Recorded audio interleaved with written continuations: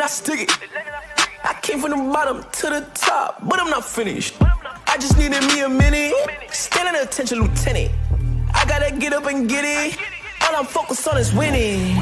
He not gonna cheat code. We win until the clock gon' hit Z. Whoa, I'm fighting my way back like I was Nemo. Do it, I am a dynamic dude. Whoa, win and win. That's right, my nickname is winning. Gotta walk in the building, gotta inspire the children. When they see my ambition, I'm not a regular civilian.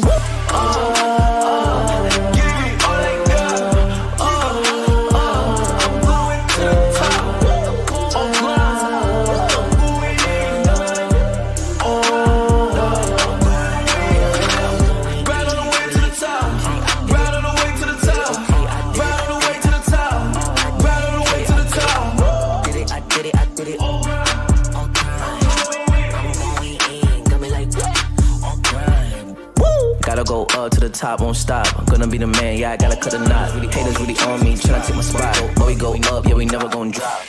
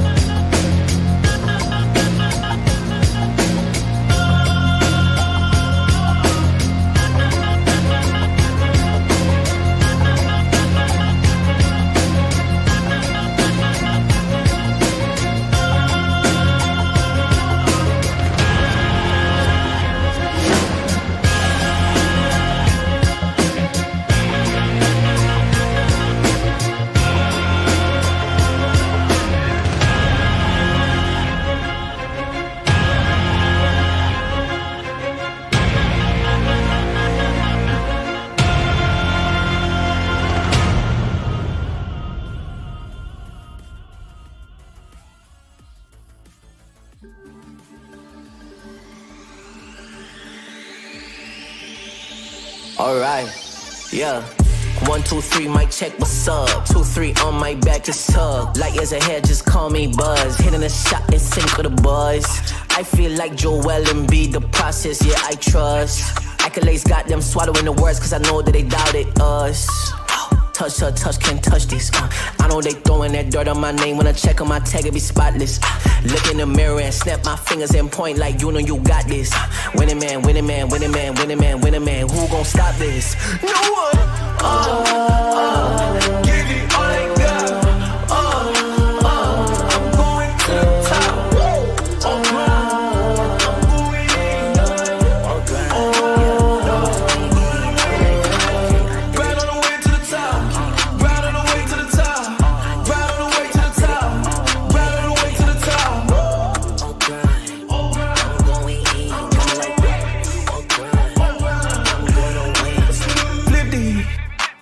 Stick it. I came from the bottom to the top, but I'm not finished. I just needed me a minute. Stand at attention, lieutenant.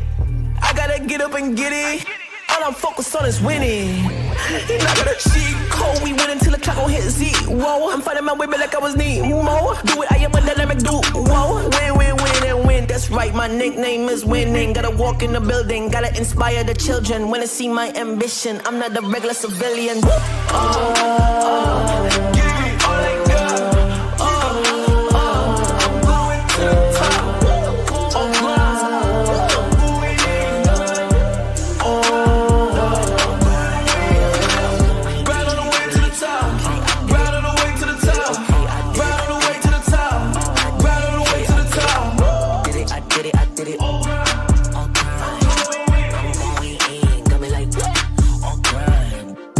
Gotta go up to the top, won't stop. I'm gonna be the man, yeah, I gotta cut a knot. Haters really on me, tryna take my spot. But we go up, yeah, we never gon' drop.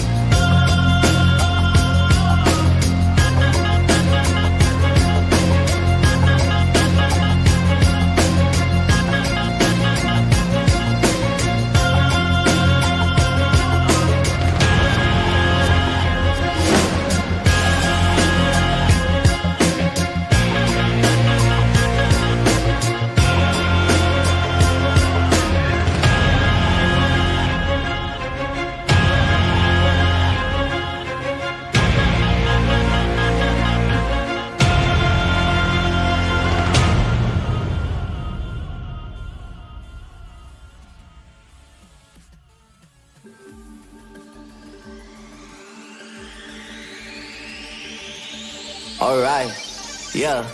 1, 2, 3, mic check, what's up? 2, 3 on my back, it's up. Light years ahead, just call me Buzz. Hitting a shot in sync with the buzz. I feel like Joel and be the process, yeah, I trust. Accolades got them swallowing the words, cause I know that they doubted us. Touch her, touch, can't touch this. I know they throwing that dirt on my name. When I check on my tag, it be spotless. Look in the mirror and snap my fingers and point like you know you got this. Winning man, winning man, winning man, winning man, winning man. Who gon' stop this? No one. Give it all I got. I'm going to the top.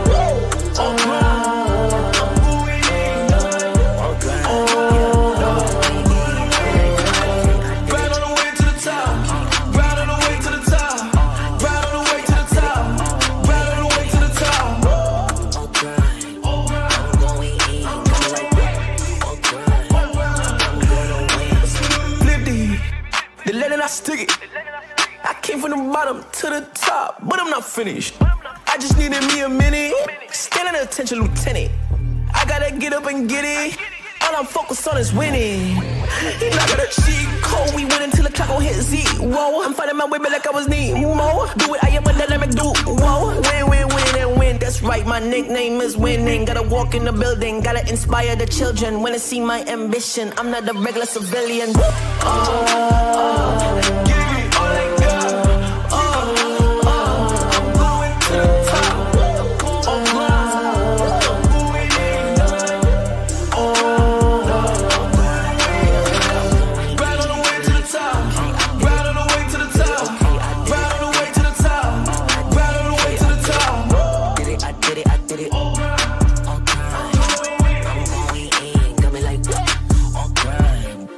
Gotta go up to the top, won't stop. I'm gonna be the man, yeah, I gotta cut a knot. Haters really on me, tryna take my spot. But we go up, yeah, we never gon' drop.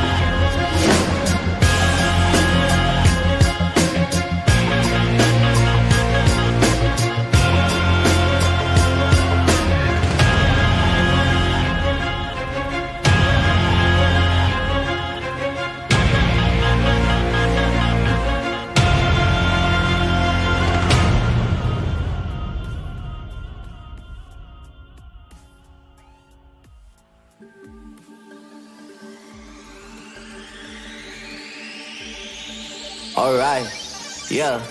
1, 2, 3, mic check, what's up? 2, 3 on my back is tug. Light years ahead, just call me Buzz. Hitting a shot in sync with the buzz. I feel like Joel and B, the process, yeah, I trust. Accolades got them swallowing the words, cause I know that they doubted us. Touch, can't touch this. I know they throwing that dirt on my name. When I check on my tag, it be spotless. Look in the mirror and snap my fingers and point like you know you got this. Winning man, winning man, winning man, winning man, winning man. Who gon' stop this? No one. Give it all I got. I'm going to the top.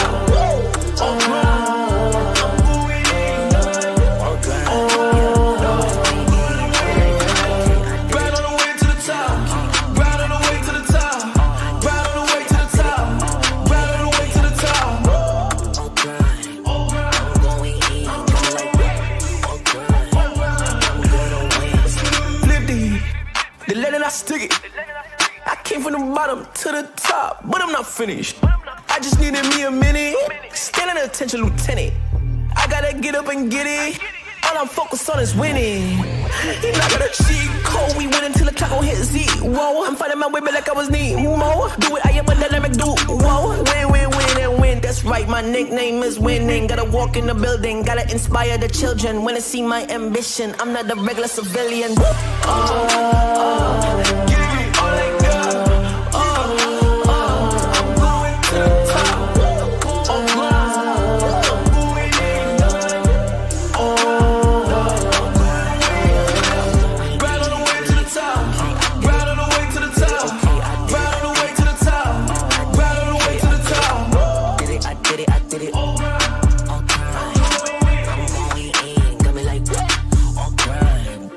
Gotta go up to the top, won't stop. I'm gonna be the man, yeah, I gotta cut a knot. Haters really on me, tryna take my spot. But we go up, yeah, we never gon' drop.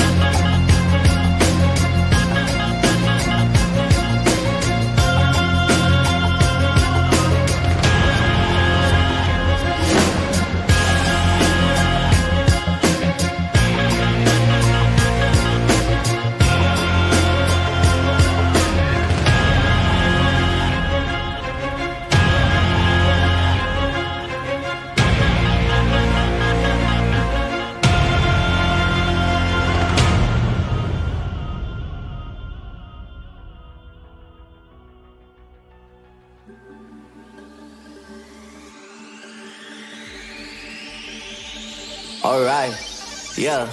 1, 2, 3, mic check, what's up? 2, 3 on my back is tug. Light years ahead, just call me Buzz. Hitting a shot in sync with the buzz. I feel like Joel and B, the process, yeah, I trust. Accolades got them.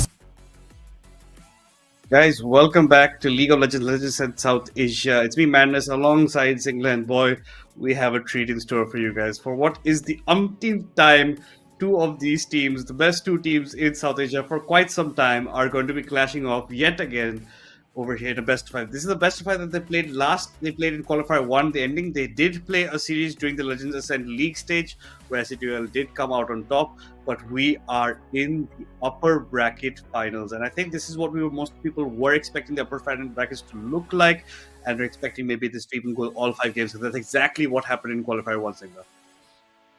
Yeah, today is the clash of the best two teams, and something very, very excited for all of our viewers today to watch. A game that I've been looking forward to watch madness alongside with you. Let's see what happens in the Rift. Hopefully, it's not going to be a clean wash up coming up from S8UL, and it's going to be a 5 games that we get to witness today between Kakao and S8UL. Even though both the teams being wonderful at the game, having the spot of the top two always in major of the tournaments that we have played, but Mm. still Kakao is not able to beat SC12 till date. And I'm hoping the best for Kakao today. I'm looking for a better game.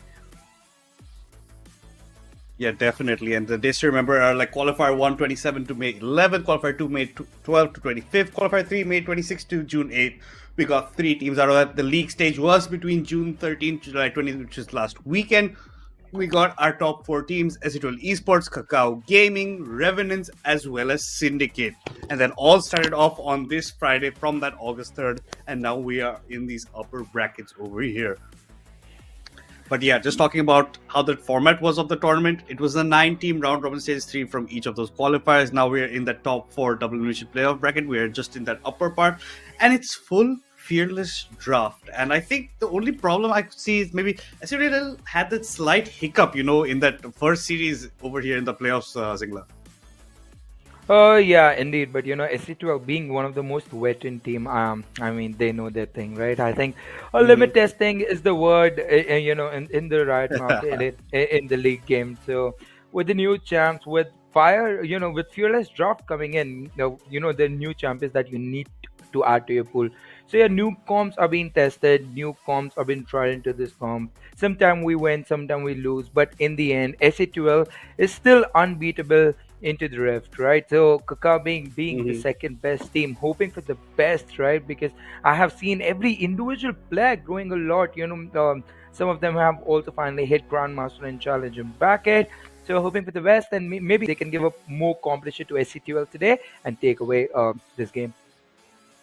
Yeah, hopefully they will be looking for that revenge. Like I said, this is the umpteenth time these guys have faced, and very importantly pointed out by Singla, never has Kakao beaten SC2L in a complete series. They have taken games here and there. They went all 5 games, the last best of 5 they played, but at the end of the day, it was SC10 Esports who came out on top in that qualifier one, locked in the entire Legends Ascent, didn't drop a game throughout the league season. Unfortunately, just dropped that one yesterday or day before against Syndicate in that matchup for themselves. But it looks like we already have a substitution coming from LOL, sorry, SHL Esports, because Nero will be filling in what looks like the support role right now instead of the very trusted Kratos there in the bot side. But for the side of Kakao Gaming, there are 5 men completely strong. But talking about the bans, the Jarvan ban, the Nocturne ban, I really like this because last time we did see a really good combo of that Nocturne Oriana coming from Dead Corporal and W in yesterday's series.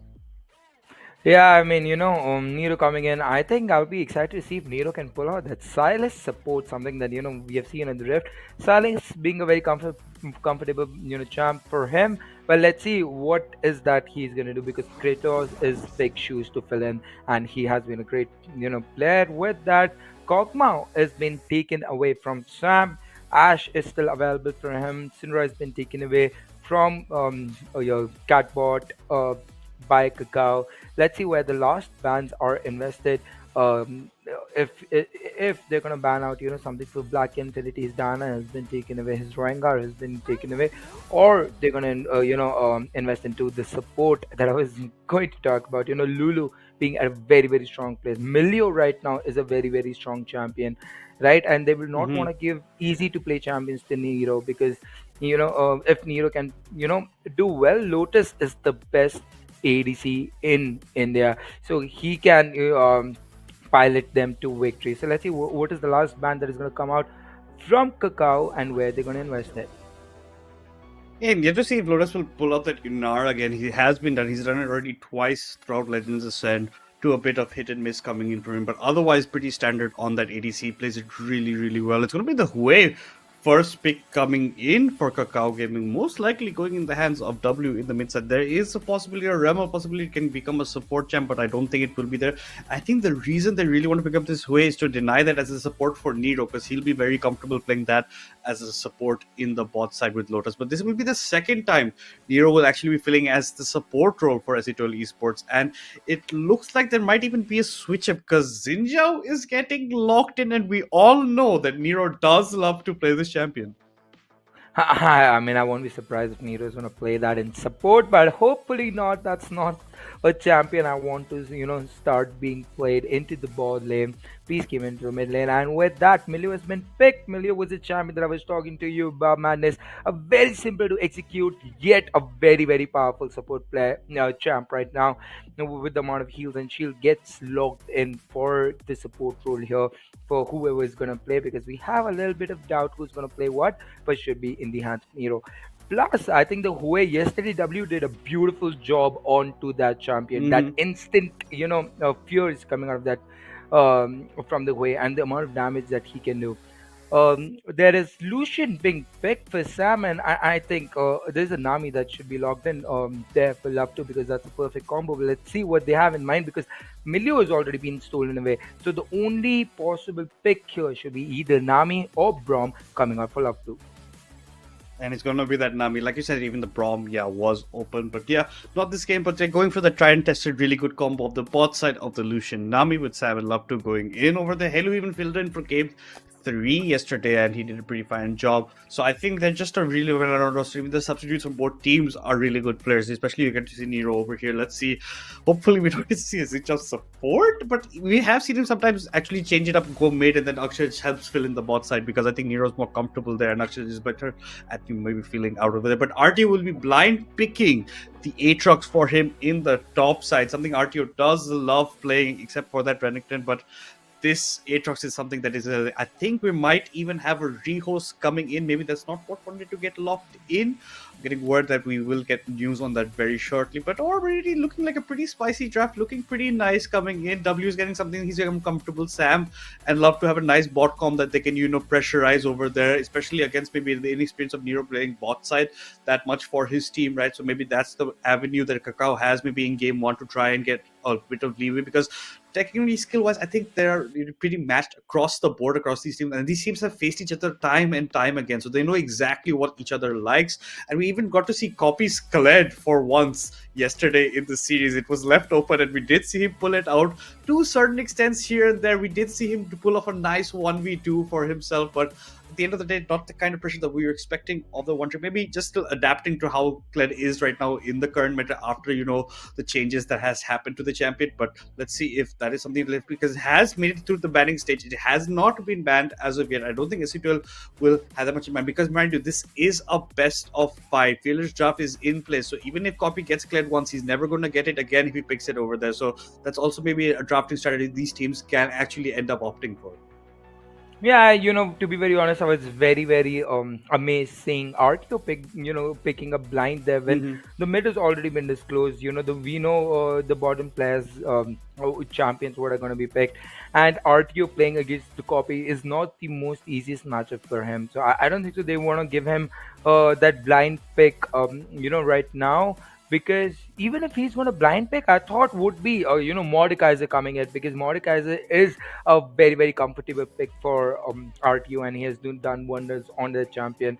So I think there was a misclick that is happening onto the Aatrox. I think that is something we will get to know once we are into the rift. But yeah, maybe a little bit, caught me off guard there. Yeah, Copy Kled is open as of now, but since the top 3 pick, there was no pick into towards the top but bottom, so we'll get to know what are the next phase of bans going to be. But before that, we'll just take a short break. Swallowing the words, cause I know that they doubted us. Touch, can't touch this. I know they throwing that dirt on my name. When I check on my tag, it be spotless. Look in the mirror and snap my fingers and point like you know you got this. Winning man, winning man, winning man, winning man, winning man. Who gon' stop this? No one. Give it all I got. I'm going to the top. I'm going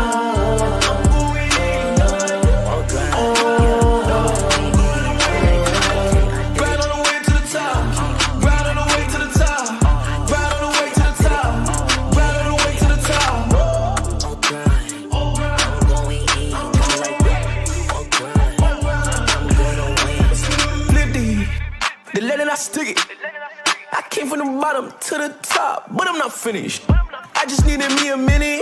Standing attention, lieutenant. I gotta get up and get it. All I'm focused on is winning. You're not gonna cheat code. We win until the clock gon' hit Z. Whoa, I'm fighting my way back like I was Nemo. Do it, I am a dynamic dude. Whoa, win, win, win, and win. That's right, my nickname is winning. Gotta walk in the building, gotta inspire the children. When they see my ambition, I'm not a regular civilian.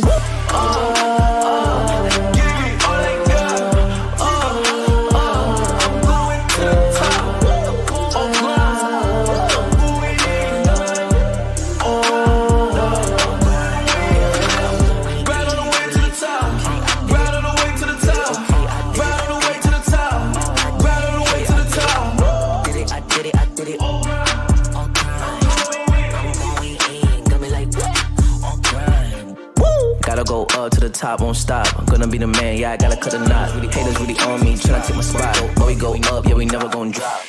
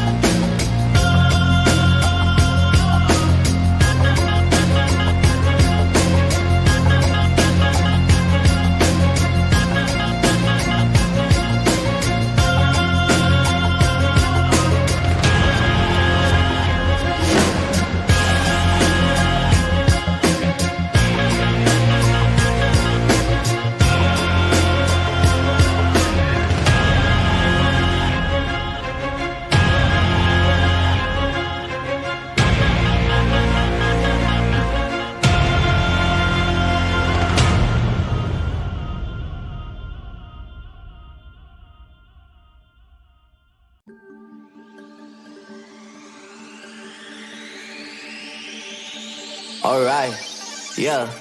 1, 2, 3, mic check, what's up? 2, 3 on my back, it's up. Light years ahead, just call me Buzz. Hitting a shot in sync with the buzz. I feel like Joel and B, the process, yeah, I trust. Accolades got them swallowing the words, cause I know that they doubted us. Touch her, touch, can't touch this. I know they throwing that dirt on my name. When I check on my tag, it be spotless. Look in the mirror and snap my fingers and point like you know you got this. Winning man, winning man, winning man, winning man, winning man. Who gon' stop this? No one. Give it all I got. I'm going to the top. I'm going in. Right on the way to the top. Right on the way to the top. Right on the way to the top. Right on the way to the top. I'm going in. Flip the lead and I stick it. I came from the bottom to the top, but I'm not finished. I just needed me a minute. Standing attention, lieutenant. I gotta get up and get it. All I'm focused on is winning. You're not gonna cheat code. We win until the clock gon' hit Z. Whoa, I'm fighting my way back like I was Nemo. Do it, I am a dynamic dude. Whoa, win, win, win, and win. That's right, my nickname is winning. Gotta walk in the building, gotta inspire the children. When they see my ambition, I'm not a regular civilian.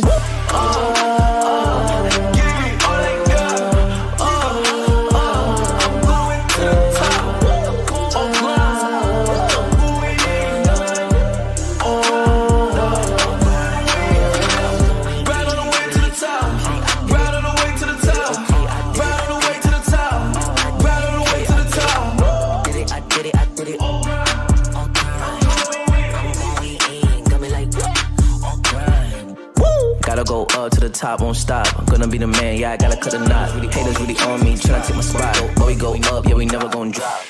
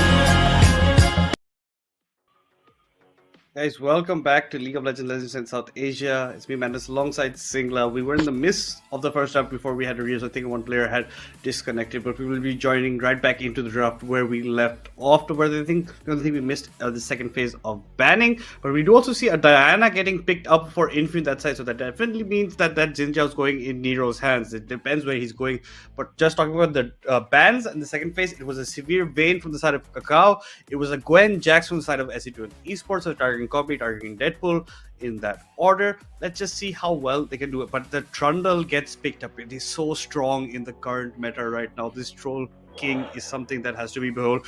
And something that Copy has been a bit limit testing with recently is that Cassante. Let's see if limits will be tested in such an important game for them. No, I think he's been doing really well on Cassante. Yesterday we saw him playing into a Renekton against AK-45. It's actually the exact same draft that they drafted yesterday against Revenant. So Kakao playing a draft that already worked beautifully for them yesterday, playing the same draft for themselves. And Kakao here has picked up S8UL picked up Zaya for themselves. Diana going in the hands of Infi jungle. I think there's a bit of confusion here. Let's give the team to settle down with who's going what. Because if there's this Jinzao in the team not in the hands of Nero, will be something exciting to watch. Because yeah, obviously S8UL Infi can also play Shinzao really well. Are one of the best jungler into the scene right now. Infi can play all the champions so well. So yeah, I think it'll be very excited to see him. And Nero is finally going to play that support milieu that we're looking forward for. So I think there's not going to be much changes into the roles that these players are going to play. It's going to be RTO on Aatrox, Infi on Shinzao, Diana going mid in the hands of Capbot, Lotus is going to play Zaya, and Nero is playing milieu. With that, this draft and I think the champ sequence have been finalized, and that is what we're going to witness into the game one of S8UL versus Kakao.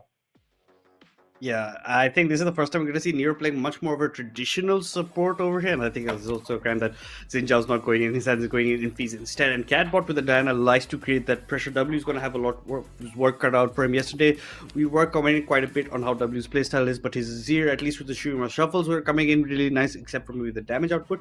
But other than that, he is picking up really, really well over here in this spot for Kakao. Reminding Kakao is a team that is known to roll swap later on in the series, so keep an eye out for that. They did that exactly in the best of 5 in the qualifier 1 finals against S8UL Esports. But Lotus on the Zaya, something to be behold as well. But I think Lucian Nami is a good combo bot side, even if you get the executions calling early, that you can reduce the damage healing output as well that will coming out from Nero. But let's see how comfortable he is on the champion helping Lotus in the bot side. But I'm looking for Catbot to maybe create some aggro here, and I think the top side is just going to be a bloodbath in terms of them just hitting their fists at each other. It's about Infi with that Xin Zhao to get those early ganks top side, because we've seen from past games both these jungler and S8UL really like ganking the top side. So maybe you get to see a double fights happening there on the top. Let's see who gets priority over there. Let's see how these level ones actually go, because S8UL Esports recently have been doing a lot of invades, grouping up level one, getting some early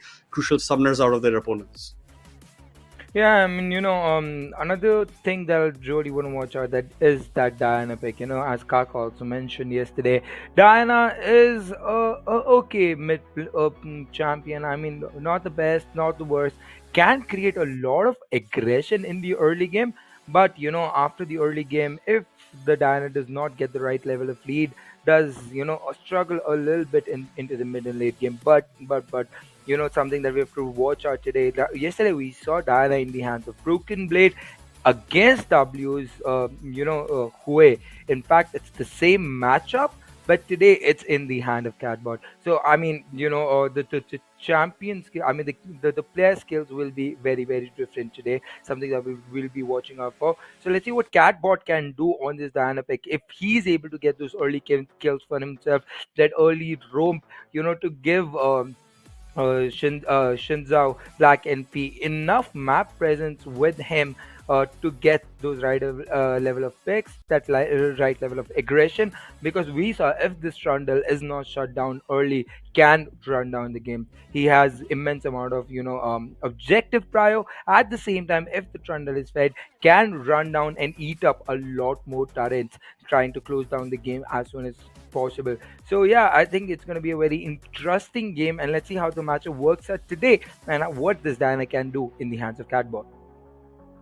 Exactly. I think this is after a long time we're going to be seeing Catbot actually piloting that champion in the mid side for himself. So surprise, surprise, we will get to see him play something really aggro over here. He does love to get that early prio in his own lane, try to help out that way. So that's one less lane that Infi has to worry about. He can just go for ganks otherwise. But W's Hue was nothing to scoff at yesterday, because he was looking really really strong on the champion, really really nailing the mechanics. So really, really well played from him.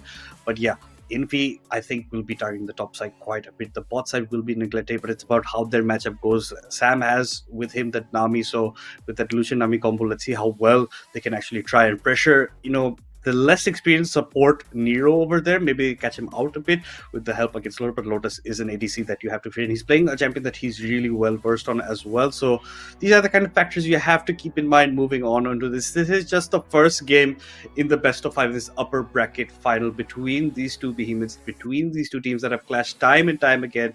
But it's always been that one-sided result in the entire series outcome. It's always been S8UL Esports coming out on top. So can Kakao try and change how history it has been before, and change if it repeats over here for them? No, for sure. I mean, with Cassante and Trundle, we have seen them, diving a lot also into the top lane. Cassante being the tank, enabling Trundle to do that. And we have seen DC playing around the top side. But let's see if he's able to create that same level of pressure onto RTO. But without any further delay, we are already running into the rift. Both the teams running towards each other. Let's say if it's going to be a defensive start. But no, I see four members of SU12 already running towards the mid. Are they just looking for a ward drop there, or are they going to look for a pick there? There are some abilities thrown towards the wave Kakao. Nothing major, no major damage is being exchanged, but Shinza is able to get a comfortable ward. Dead Koppel going down half HP, but is able to secure a ward towards the red. I think both the teams are able to secure that early ward, getting vision towards the enemy jungler, so they know what is the pathing of the jungle is going to be, and it's going to be a very safe back. But yes, I think DC is going to get his back at 1 minute 10 seconds. He will be delayed to reach back to the to the first camp. I think he realized that too, and decides not to go back, but will be at a little bit struggle point, because he's going to start with half HP into the jungle. Yeah, exactly. He does choose not to go for that back. He did get cancelled. He tried to back closer to that Baron pit instead of the first time. So yes, that does get cancelled out for him. He does aware of the timers, will cancel it out for him. But Sam loved to have a bit of a cheese setup in the bot side, but Nero Lotus seemed to be completely aware, walking, hugging the wall on the opposite side over there.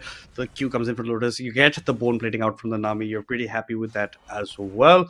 But RTO versus Copy topside going to be a lot of blows being exchanged. Sam seems pretty comfortable in this matchup over here. Lotus has already lost quite a bit of chunk of his HP. He has to be a bit wary of this later on. But you do have the healing coming in from the near, but so does Sam from Love to Lotus. You have to respect this pressure being put onto you. You will end up giving this level 2, and that's exactly what looks to be happening. So this Lucian Nami really want to keep them zoned away, try to get that much damage. But Catpot in the meantime, mid lane, has gone for that phase rush with the added moving speed, while away has the arcane comet. And you can see Lotus has been chunked quite a bit, already being forced to burn his health pot at the 2 minute 25 second mark. So that's looking good for him. RTO has been pushing in the wave against Copy on the top side. Both junglers started on the top, but because Trundle's clear is slightly better, he will be reaching the bot side earlier on. It doesn't look like that early level health disadvantage caused him any problems. He even has his health pot if he wants to burn them. But Catpot is going really, really aggro on W, and he's to keep aware of this. W is very badly losing out on the chase, trying to dish it out on the way back for Catpot. But this is the kind of aggression we expect from the best mid laner in South Asia. 100%. I think even Love to doing a beautiful job with with the right amount of auto attacks and with the W, doing a lot of exchange early game, putting the Zaya already at 1/4 HP. Whereas I see that Nero is playing really, really behind. I think the confidence onto the pick. I mean, onto the lane is a little bit missing. Again, he is playing against the second best team of of this tournament, and he doesn't want to make any mistake. The pressure is coming out onto him, because of which even Lotus is struggling a little bit into the lane right now, falling behind around 10 CS from the Lucian. Right? Yeah, Lucian Nami being a very aggressive pick, but love to look so much more comfortable onto the role, and is able to create so much more pressure. There is a lot of exchanges that are being blown towards the top, but Kisante is able to get some free grasp stack for himself. So I think he will be happy with that. He's going to push that top lane early, a heavy top lane wave getting pushed into the top lane, and he's going to take a free back for himself there, getting that Yes, heal he check and going back to the lane. Yeah. Yeah, he's just going to be walking back, not even going to be TPing. So he'll have the TP advantage because RTO will be a lower part of the HP. Copy will just rinse and repeat what he was doing. Both laners have got their recalls, went back, got the resets, came TP'd back into lane. And already Catbot has chunked W so low over here, nicely dodging, keeping in mind the range of that turret. A nice another QR to W, and he might be forced to go back yet again over here. He just come back into lane, and Catbot is already zoning him out. Very smartly comes back with the magic resist, less damage from W, but W is trying to build that lost chapter for himself so he doesn't have that much mana problems. Lotus on his first back will be picking up the Curl Dagger and refillable pot, while the Lucian's opting for the pickaxe, so we'll have that added damage advantage in the lane. Both jugglers are pretty much on the same path, but just a slight tempo for Trundle in this lane, and it looks Right. pretty good for him. And yeah, I don't think there's any problems over here. It's 5 minutes, nothing essentially actually happening. The slight goal advantage for S8UL Esports for 300 gold for themselves, but it seems comfortable. I think a lot of that is because of the CS advantage of Catbot as well as a bit from RTO. But bot side is definitely the Sam and Love to show for now. Dead Corporal's coming close by in the mid side. He does have the pillar, might force the flash out, but I don't think that's actually going to happen. The bot side, the roots do connect. The feathers pulled back from Lotus. Sam has to actually respect this, and Lotus even has refillable potions to get a bigger HP advantage going in. The ball does land for the Milio, kicks back. Sam gets quite a bit of damage. Both junglers on the bot side, so we can actually see a brawl maybe coming out. It's Trundle versus Zinja over there. Trundle has to be careful because his bot won't be moving towards him. Nice pillar to slow down Lotus. The flash for Infi matched by Dead Corporal. He's moving away, but Catbot's coming from that side. There's not many places that DC can go, and first blood going over to S8UL Esports, going into the hands of that Zaya. Yeah, I think that Trundle was very, very foreign. I think he was trying to get a back, he was trying to go from the back, get a pressure onto the Zion, try to pick that kill, but he didn't know that Black Envy is waiting in that try bush for him. As soon as the Trundle walks up, the Black Envy just goes all in onto the Trundle, melting him down. The bot lane was able to, move first before the Nami and Lucian could go there to help that Trundle, and Zai gets a free pick for himself. With that, Catbot again going to get a kill onto W, but Trundle is right there waiting for him. Catbot not knowing where the Trundle is going to be, goes all in, trying to pick up a kill for himself, but falls down and gives away a kill to Trundle, and Trundle will be very happy with that. Yeah, definitely. Lotus, nice flash forward, but the Feathers pullback didn't actually end up rooting the Lucian. RT on the top side is in a bit of trouble. Copy with a nice solo bolo for himself. Had burned the ult to actually end up getting that. The Feathers pull back again from Lotus bot side. Doesn't get this root over there, but Copy showing his dominance on the Cassante. RTO with that retrospect not actually showing much worse, where he does have the CS advantage, but ends up going down in that 1v1, being forced to burn his TP to come back into lane over here. I think, yeah, like you talked about, Catbot not aware of Trundle. After Trundle respawn, comes back into lane, causes a lot of nuisance. But now on bot side, it seems like Lotus and Nero have the complete priority for themselves. But Lucian is still up quite a bit in terms of CS number 17 to be precise. But the call from Lotus will be giving that additional gold plus the healing as well. Catbot's trying to go in onto W, does have that level advantage, doesn't have the ultimate up as well. So does W. So it's a bit of a mismatch. But Kakao Gaming are just one kill away from the feats of warfare. 100%, but Lucian missed a huge wave there, a huge level of XP that has been denied. The Zaya is just going to scale better than that Lucian. So, yeah, until unless, the Lucian can do a lot with his lead early into the game, it won't matter for Lotus because Lotus was able to secure the first blood. He has a cult through which he's, getting some free gold for himself.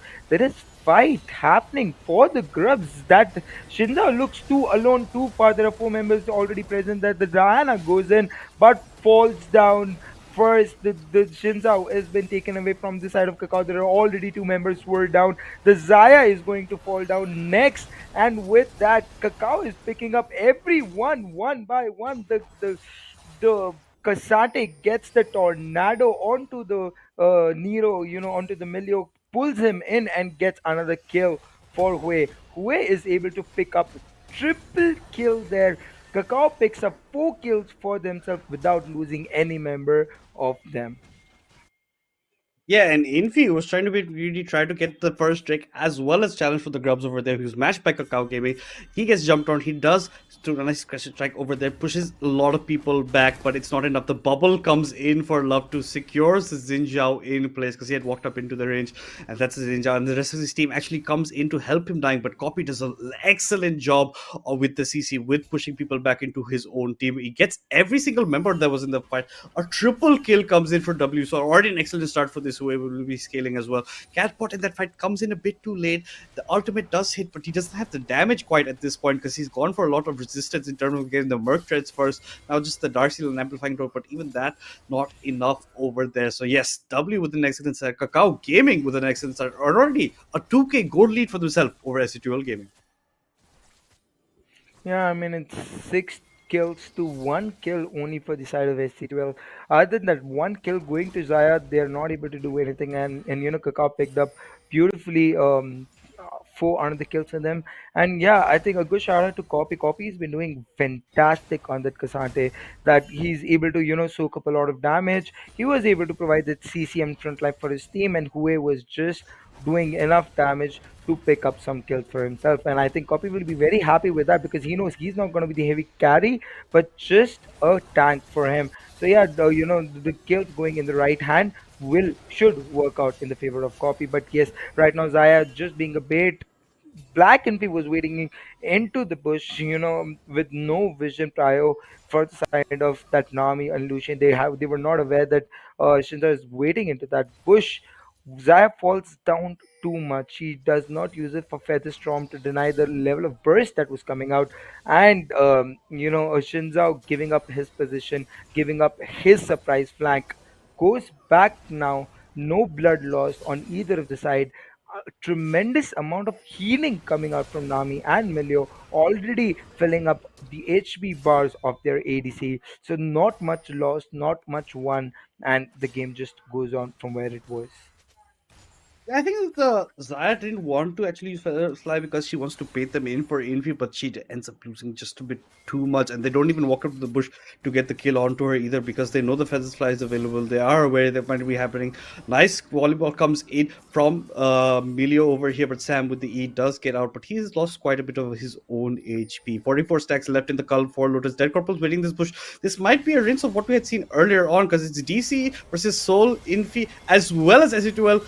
Catpot spot, and this might be DC getting caught, but no, here comes the subjugate as well. He chomps down onto Infi, gets the kill before ending up falling down to Cat, but I think the rest of the members of S8UL don't want any more of this smoke because Nero doesn't have any mana. Copy is still coming into the fight. He even TP'd in over here, so he's going to lose, give away a lot of players to the Aatrox that was maybe trying to get starved. But Copy's also really behind in terms of CS because every time he's trying to fight, he's actually just aiming RTO, not going for the CS.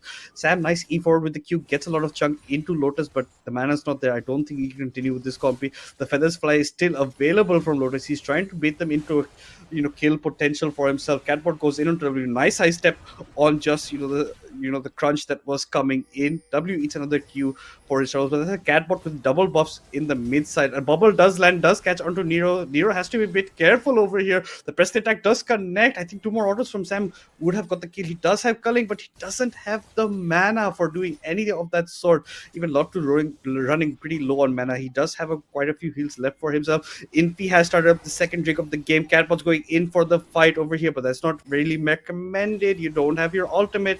I think you have to back away. Sam's trying to go for the fight, but he doesn't have mana. He's being forced to burn his flash. Lucian gets out of it. But is that enough for S8UL to turn this Drake for themselves? Dead Corporal is still waiting by, but I think you have to give it up because Lucian's not there. Nami's not there. This definitely looks like a Drake going in S8UL's favor. Yeah, I think it was the mana difference. Hue did not have his mana. Lucian did not have the mana. Nami didn't have the mana. They didn't have enough essence with them to take up that fight. I think a wise decision coming out from the side of Kakao to back up there because just one dragon not gonna make you win the game or lose the game. Right now, there's a lot of exchanges happening towards the top side. The Cassante just decides to go all in even after as low as he was. The Aatrox just turns up his ultimates and shuts him down. RTO getting a good shutdown from himself, already about 30 CS ahead him. I think we'll be very, very happy with that lead. The TP getting burnt towards the bottom lane gives Aatrox that the level advantage, which helped him to pick up another shutdown. And right now, the Aatrox just looks strong. So let's see what he can do with that. Diana taking a lot of tower shots, but either way, he's going to go behind. So let's see what's going to happen. Another thing, I don't know if you noticed or not there, I think Hue missed out his ultimate in the last, Dragon Pit fight, because if he did connect, that win would have gone in Kakao's side. It could have been definitely a turning point over there, but I think the main point is Sam didn't have his mana, so did not love to. But now with the Essence Reaper in his inventory, it looks like he'll be trying to build up. He'll just maintain that mana that he has for himself, no problems with that whatsoever. But talk about items, the Thunder Sky has come in for the Zinja plus the Trinity Force for the Trundle, and now because Aatrox has come in with the Black Cleaver, you saw that early exchange over there. Xante not respecting it, tried to ult to chain it out, but the World Runner came out from RTO, plus the Flash Q3 lands the kill for himself. The soccer ball does not connect from Nero this time, doesn't connect with Lucian, but you can see Diana's looking for a dive. They really want to get this wave in. You don't have many members near the Lucian. He thinks he's very safe, but this is a very sneaky cat. What he had to use the blasting tone to get over, and I think this might be detrimental to Sam. They are trying to maybe initiate it up, but here comes Dead Corporal. This might be a dead Sam, but this might be payback as well. DC's come into the fight. The bubble does connect. It catches out to Lotus, but here's W. Chomps him away. Infi's coming in as well. W connects the E over there, plus the ultimate. W's left alone. He has to flash away, even though his ultimate was onto Infi, and that still won't be enough. The E from Infi will secure the kill. A double kill coming in for the jungler of S8UL Esports as they try to mount a fight back. The gold is pretty much dead even right now between these two teams. Yeah, that fight looked to me is going the way of Kakao. Even after Lucian being left alone and dead. But I thought DC's just gonna run down and pick up all those kills for himself. But the Jinza came in like an Avenger, was able to secure those kills for him, saved the Diana, did so much damage there, and in the end. They were able to pick up 3 kills very easily for them. The Lucian is getting strong, goes all into the Diana, but there's a Milio already standing there to give the heals and shields and movement speed to the Diana, helping him run away without any major losses. So yes, the next objective, I'm already seeing a lot of players running towards the top, but I think there was a different call coming for the side of Hue. He was asked to go bottom and match the Zaya, who's gonna get a free torrent, taking up so much farm. There is Black Infy already who saw that this way just come bottom alone without any much of prior. All the members are spotted towards the top, and this way is just going to go down. Another easy pick picked up by Infy, beautifully played, and gets a bounty of 200 on his head. Yeah, but I think that the play was that Huawei comes in, delays it enough so the first start actually goes over to Kakao Gaming on the top tier one that they got of S8UL over there. That was enough delay. You had to be a bit fancy of how you're going for the dive onto W. They did get a successful dive. They did get the kill, but they end up still giving the first start over to the side of Kakao Gaming, who already had the feats of warfare. So now have the complete feats of strength for themselves. So that was maybe a bit of a meta game coming in for them, depending on how you want to see that situation. But at the end of the day, it's still just about that 1K, 2K goal lead for S8UL Esports right now against Kakao Gaming. They also have two Drakes to their pocket, while Kakao have, the three Grubs, they have the Rift Herald. The Eye is currently sitting with the Trundle, depending on how he wants to use it. Drake will be coming up very shortly, so exchanges are definitely going to be happening. W will be spotting out Zinja, but is it enough? The W doesn't connect from Infi. Here comes Dead Corporal flying over with the blasting corn. Here comes the pillar as well, but it doesn't prevent Infi from getting the blasting corn, get to the safety of his team, backs away and tries to reassess how they want to go in for this fight. 100% right. I think what you said, you're right. There's so much exchanges happening towards the map. Even the shoes are gonna matter so much with that Zaya being caught alone, but somehow the Nami doesn't go in to catch him, and Zaya is able to walk out very easily. With both the teams as good as they are, the game going pretty much even from both the sides. I think the feats can also make a lot of distance. So yes, I think your understanding is right. With that, Catbot sees a good opportunity, gets a three-man ult. They're going for the dragon. All the champions are falling low. Lucian is left alone into the dragon pit, but is able to flash out and does not lose any HP. That Lucian is coming back to the fight. Dead Copper falling into the hand of Black NP, and one by one, without Cassante not having the right amount of front line, they still decide to go in. The Catbot is looking for a flank onto the Lucian, but gets spotted by the control ward right now. He's taking away the control ward. They're still not backing up because they know if they can pick up that kill onto the Lucian, the Cassante is not gonna have enough damage to kill the three members, and they can pick it up. Here, the Diana doing enough damage from the right spot so he doesn't get caught up, throwing those Qs again and again. Copy decides to go all in into the Diana, but the Black Infinity is doing so well. The Milieu is there to give him healing, to give him the shield, and they're able to pick Cassante without losing any one member of SATUL. That was a good ultimate from Catbrook. It's a three-man over there for himself in that fight. Then Infi comes in as well. Crescent looks like comes in for himself. RTO had TP to the bot side, picks up the stragglers at the end of the fight. Lucian just about gets away with his life, but Copy does pay the price for trying to maybe turn that fight around towards the later parts of it. They just can't come up. This is where RTO is going to be so huge over here, preventing a lot. Lotus looks to be getting caught out, but it looks like Dead Corporal will be the one getting caught out. The W will be connected from the Zinja. The E comes in. Lotus with the DPS comes out.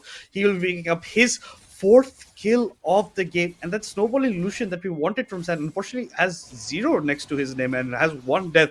Ataka now being started by S8UL Esports. Lotus is on the lower side of HP, doesn't have his feathers to fly no more, doesn't have that ultimate available. Are the members of Kakao aware? Not just aware, are they willing to come in for this exchange? You can see that Hui is trying to make his way over, but he doesn't have the front line. Copies come in over here, but how much can this copy do? It's just going to get smited away by Infi. So that's Atakan picked up for themselves, while S8UL Esports are on Chemtech Soul Point.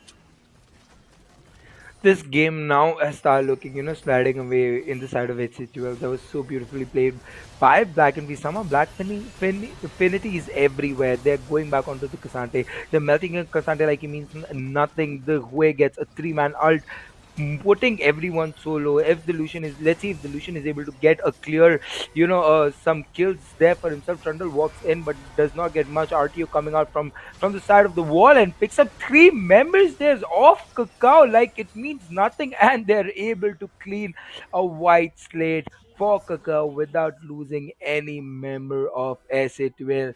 This game has just turned up the wave. A game that was looking even from both the sides now looks one-sided for the side of SC12. SC12 being at 17 kills to 9 kills only from the side of Kakao, picking up two tier 2 towers for themselves. and having a giant lead of 10,000 gold for them here and being at the soul point. Let's see if Kakao has any answer left here for AC12. Are they do they have some strategy? Are they going to do something to come back into this game, or is this game over? Because there's a bounty on every member of SE12 right now on their heads, right? That shows us what kind of a lead every individual member right now has of SA12 against Kakao. Yeah, it does look pretty strong coming in for them. They are looking definitely on that side. And yeah, last couple of fights definitely not going in favor of Kakao Gaming. They could not actually do much copies. Like you're saying, he's getting melted like butter as that front line for himself, who is hitting good ultimates, but there is pretty much no follower. Love to might get caught out of it. The bubble does connect on to Infi that prevents anything of that sort. Copy 1v1ing against RTO on the top side, but RTO is a level advantage, has the item advantage well with the Thunder Sky as well as the Cleaver. And I think this might be Love 2's demise over here. He's definitely looking to get caught out here. As soon as Ninja comes in, here comes the tidal wave as well, plus the pillar that will actually prevent the fish from dying over from becoming sushi. And she's going to be very, very happy about how that actually ended up. But she does have to burn a lot for it. The tidal wave not available for the next Drake fight now as well. Copying the top side has ulted onto RTO. Dead Corporal has to be careful. The bubble actually prevents members from chasing onto the trundle. But now top side, that battle is going to be very important on how this Drake shall be looking. And it looks like that has ended up finishing. Copies out will be running out as well in this exchange, so I don't think he can be doing much elsewhere. But World Wonder available for RTO. He has the TP if he needs to come into the fight. But the siege on the bot side is not stopping. They've left Zaya to actually be in the 1-1-3 formation, with her being alone in the mid side, picking up that wave, create some pressure there. So someone actually has to go pick that up instead. And that looks like it's going to be Sam. So that leaves less places for Kakao to go. And I don't think they can at all contest this Soul Drake for S8UL Esports side. The Chemtech Soul definitely looks getting locked up. Look at the pressure. They can't even walk into their own jungle right now. And RTO, another surprise over the wall. But look, this might be the turnaround. Here comes the culling. Here comes the ultimate from the Hoei. It could be enough, but no, a nice another three-man Catpod out, but no, Deadpool flashes away. Catpod goes in, goes golden, is staying alive, but not for long. The shutdown is going very crucially over to the Illusion, has been deprived of a lot of gold, but Copy might be getting solo bowled on the top side, flashed away with the flash match by RTO with his Q3, picks up that kill for himself. So cross map, that's a 1-for-1 going out over on these exchanges. But that's the top laner dead for the mid lane over here. Catpot had gone deep, had gone golden in the stasis, but was not enough to survive. We thought he maybe had a pick, but at the end of the day, S8UL Esports still pick up the chem trick. So you don't do much. Going even in these fights will definitely never help Kakao Gaming, and they are looking like completely on the back foot. It is S8UL's game to throw away here. Yeah, I think the Huey just lived by 1 HP. I mean, there was a little bit of sad luck. The Diana goes golden a little bit early. Nami had the bubble to keep him up. As soon as the Diana came out, Nami just hits the bubble, and Lucian finally gets the first kill. Lucian is still on his first, was on his first item, and finally gets an Infinity Edge for himself. That would give him a good level of, damage advantage, something that has been lacking right now. The Aatrox going in as fed as he is, he just goes all in onto the Trundle. They get a free pick again throughout the members of Kakao picking up the Nami, picking up the Hue. The damage is already taking a massive hit. That Kasante fighting 1v2 somewhere into the middle can't really do much. The Lucian going down. The Kasante going towards his death slowly. The Milio is not letting that Shinzao die. So much healing, so much movement speed, and all the members of Kakao fallen down again. 5 kills for the side of HS12 without losing any member again. Yeah, clean ace coming for S8UL Esports. That will be a Baron off the back of it. Sam and DC towards the end of the fight. I'm not sure if he's still with us at this point, but it is looking detrimental for them. It's more than a 10k goal lead now for S8UL Esports. Plus, they pick up the Baron for this. Pretty much a 12k goal lead right now. It's sitting. The Lucian has been starved for so much. He can't actually end up doing anything over here. He just completed his Infinity Age. Now has the execution calling, but this is a bit too late for some anti-heal coming out for them. You can see already 10 stacks in the Dyna, almost close to completing the Revenant's death cap for himself. And if he goes golden with a huge ultimate in these fights, that's pretty much GG. There's not much you can do. RTO is massive. I don't think there's anyone who can actually kill this massive Aatrox at this point. He is such a huge frontal. He's going to be healing so much, especially with the sword and with that ability haze for himself. He will be doing wonders. The Trundle, instead of going around the tanky route, has gone for the Titanic Hydra after the treaty for instead of maybe a Spirit Visage or Deadman's Plate, but he will be on that variety. And Copy has unfortunately not really looking the best on the top side over there. So W might be getting squished here between three members, and that's exactly what it looks like. His flash burnt in vain, essentially, over that side. But they're trying to end onto Lotus. The feathers do fly. One more auto could connect, but no, it's not enough. But no, he does get it onto the Lucian instead. While Sam does get the shutdown, Lotus gets the trade in a 3v1 fight over there, and he's looking better for it over that side. The shutdown goal is coming a bit too late into the pocket solution. Not sure what else he can do. S8UL Esports actually looking to go for the end. They are marching down into the base of Kakao game. I think this is definitely the end, Singla.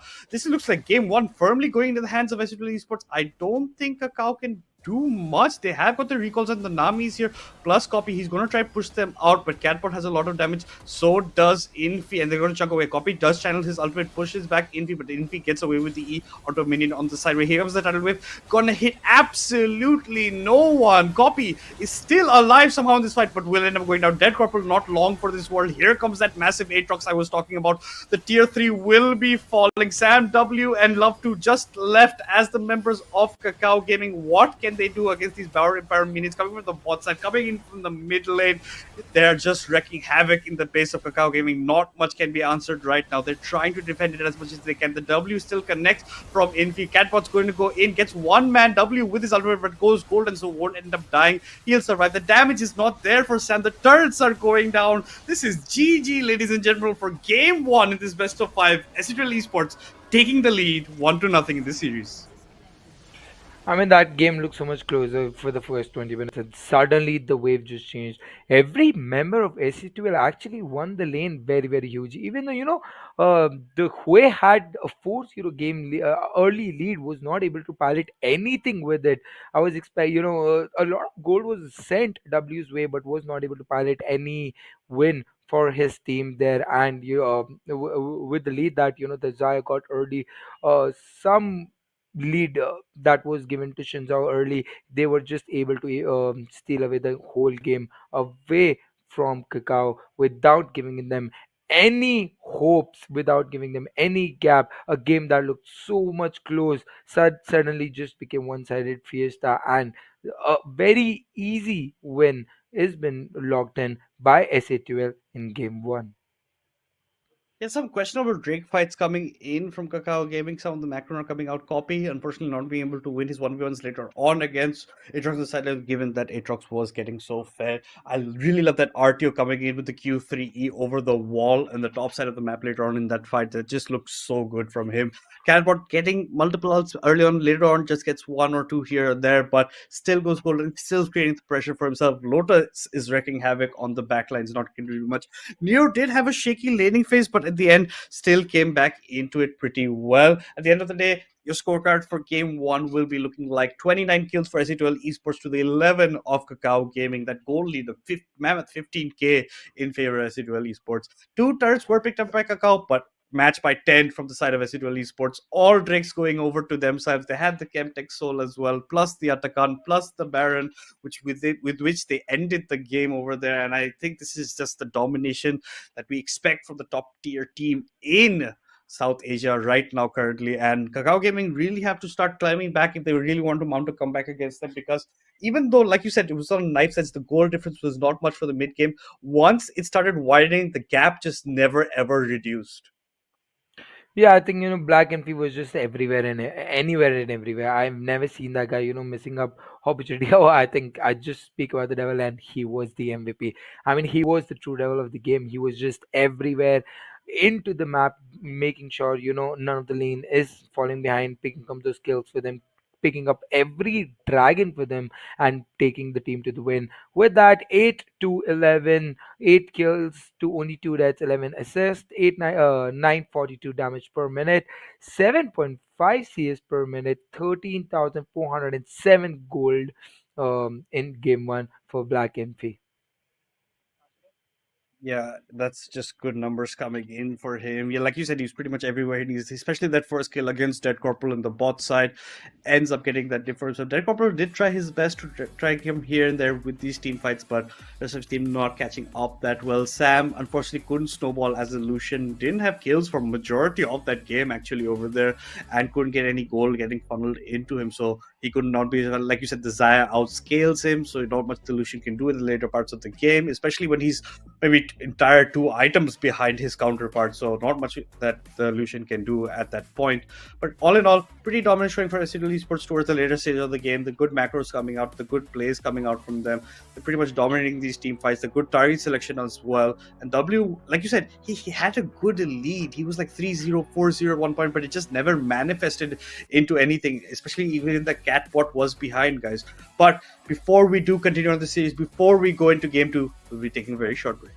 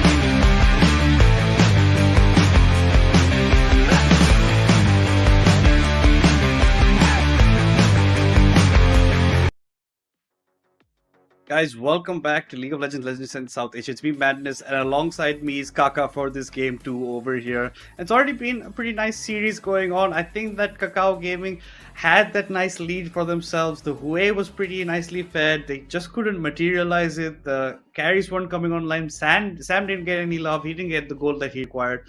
Yeah. And unfortunately for them, S8UL Esports will be taking that game 1 in pretty dominating late game fashion for themselves and cementing why they are the ones that usually come out on top of the series.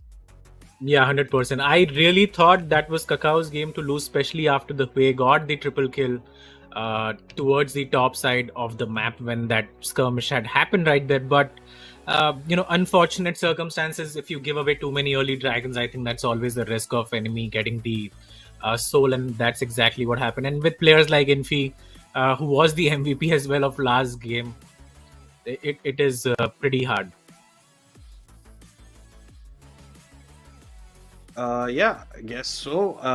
Can't hear Kaka right now, but I will just assume he pretty much is reiterating the same things that Kakao Gaming just pretty much weren't doing what they needed to do in the game. As well, like we said, Yeah. pretty dominant coming in from Infi, pretty star performance coming in. So I think that was just pretty much written. Let's see if Kakao Gaming have any Easter eggs for the game 2 about what they can actually bring back over here, because they are the only team, except maybe now Syndicate, who that day did get a game out of S8UL Esports, but except for that, just blimp over there, it's only Kakao Gaming that have actually managed to knock down games against S8UL Esports, and hopefully they will try and mount a comeback, because game 1 so strong early on. They get the feats of strength as well. They narrow it down. I like the TP bot side just to get that turret for you, but at the end of the day, he just can't manifest. Copy is trying to be a Michi, but he's getting melted down. The damage is not there from the backline.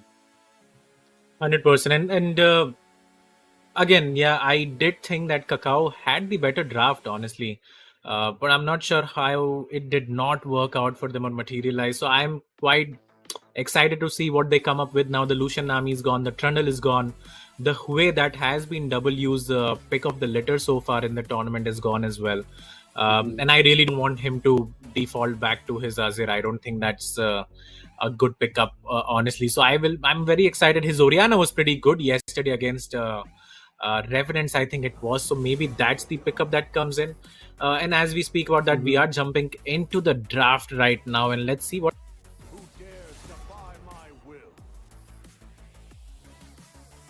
Yeah, that is showing that the Nocturne gets banned out from S8UL Esports.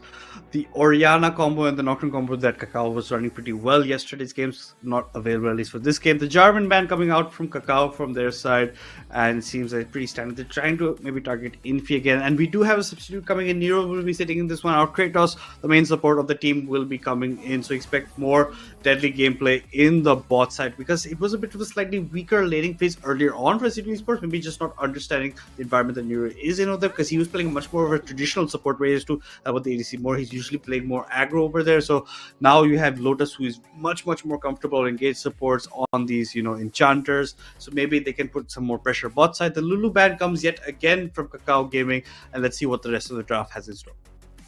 Yeah, that Lulu ban quite directed at Kratos, honestly. So I think that's a good one coming out from them. And I think Nero had a great performance, actually.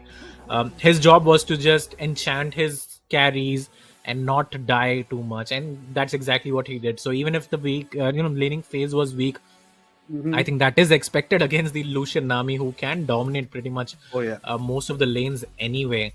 And I really like the adaptation now coming in from S8UL. They are banning the Orianna, knowing that W is going to struggle with his champ pool. The Wukong gets banned as well, so they don't want to play against that. And this should be ideally a jungle pick coming in for the side of S8UL, and that's exactly what's going to happen. Pantheon gets logged in right here. And now it is up to Dead Corporal, and I do think he will be looking at his Poppy. I think that's a good champion into the Pantheon and in general as well, and he plays it really well. So I think the Poppy could be of some substance for the side of Kakao Gaming.